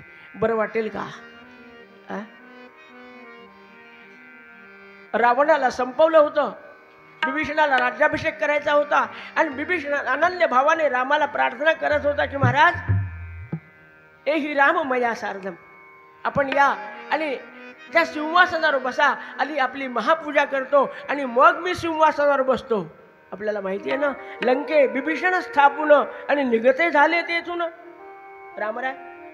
तेव्हा विभीषणाने एवढा आग्रह केला, पण राम म्हणाले विभीषणा माझा भरत तिथे काही कारण नसताना जटा वल्कल धारेना, हा जटेचा मुकुट बांधलाय, झाडाच्या सालीचे वस्त्र नेसतो, कंदमूळ आसना प्रभो, अरे कंदमूळ फळं खाऊन राहतो आणि मी तुझ्या घरी पूर्णाची पोळी खाऊ, मी तुझ्या सिंहासनावर बसू नाही. नववर्षांनी पंचच, मी 14 वर्षापर्यंत नगरीत प्रवेश करण्याने संकल्प केलेला आहे. रघुकुल रीती सदा चल आई, अरे जान जाई परी वचन न जाई. विभीषणा आग्रह करू नको. शेषराव दादा तुम्ही ते लक्षात ठेवा. या सगळ्या मंडळींना तृप्त केल्याशिवाय. आणि प्रश्न असा आहे, आमचे महाराज सनातनी होते, सनातनी. हा, सनातनी वैदिक धर्माचा अक्षरशः पालन करणारे प्रल्हाद महाराज. नको त्याच्या घरात राम सापडले. ज्या रामाला त्रिकाल अर्चन आहे ते राम नको त्याच्या घरामध्ये होते. त्यामुळे रामाला बाह्यांगानं पवित्र करायचं, ते आहेतच पवित्र, पण बाह्यांगानं पवित्र करायचं. आणि म्हणून महाराज तिथे म्हणाले शेषराव आधी आपण रामाला स्नान घालू, त्यांना शांत करू आणि मग साखरखेड्याला गेल्यावर मग म्हणाले आम्ही सर्वजण येतो. या कोणाला येऊन यायचं ते, या राम आहे तिथे बसलेले खेड्याला. आणि मग महाराजांनी मांडीवर घेतलं आपण चरित्रामध्ये वाचला असेल हा प्रसंग, काल आला असेल बहुतेक. महाराजांनी मांडीवर घेऊन बसले रामाला.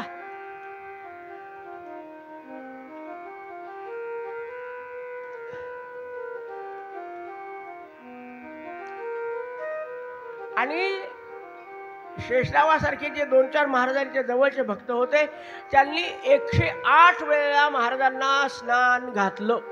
विहिरीचं पाणी काढायचं पोहरा महाराजांच्या अंगावर, विहिरीचं पाणी काढायचं पोहरा महाराजांच्या अंगावर. आचार धर्म कशाला म्हणतात? आचार प्रभवो धर्म, धर्मस्य प्रभुरच्युतः. आचार कसा पाळावा लागतो? आमच्या जी महाराजांचं चरित्र साग्र समग्र पाहावं आपण. 108 स्नान घातले रामाला, अर्थात महाराजांनी केले. आणि मग साखर खेळायला आले. काय रामाचं स्वागत झालं. विजय पताका श्रीरामाची झळकते अंबरी, प्रभू आले मंदिर आले, प्रभू आले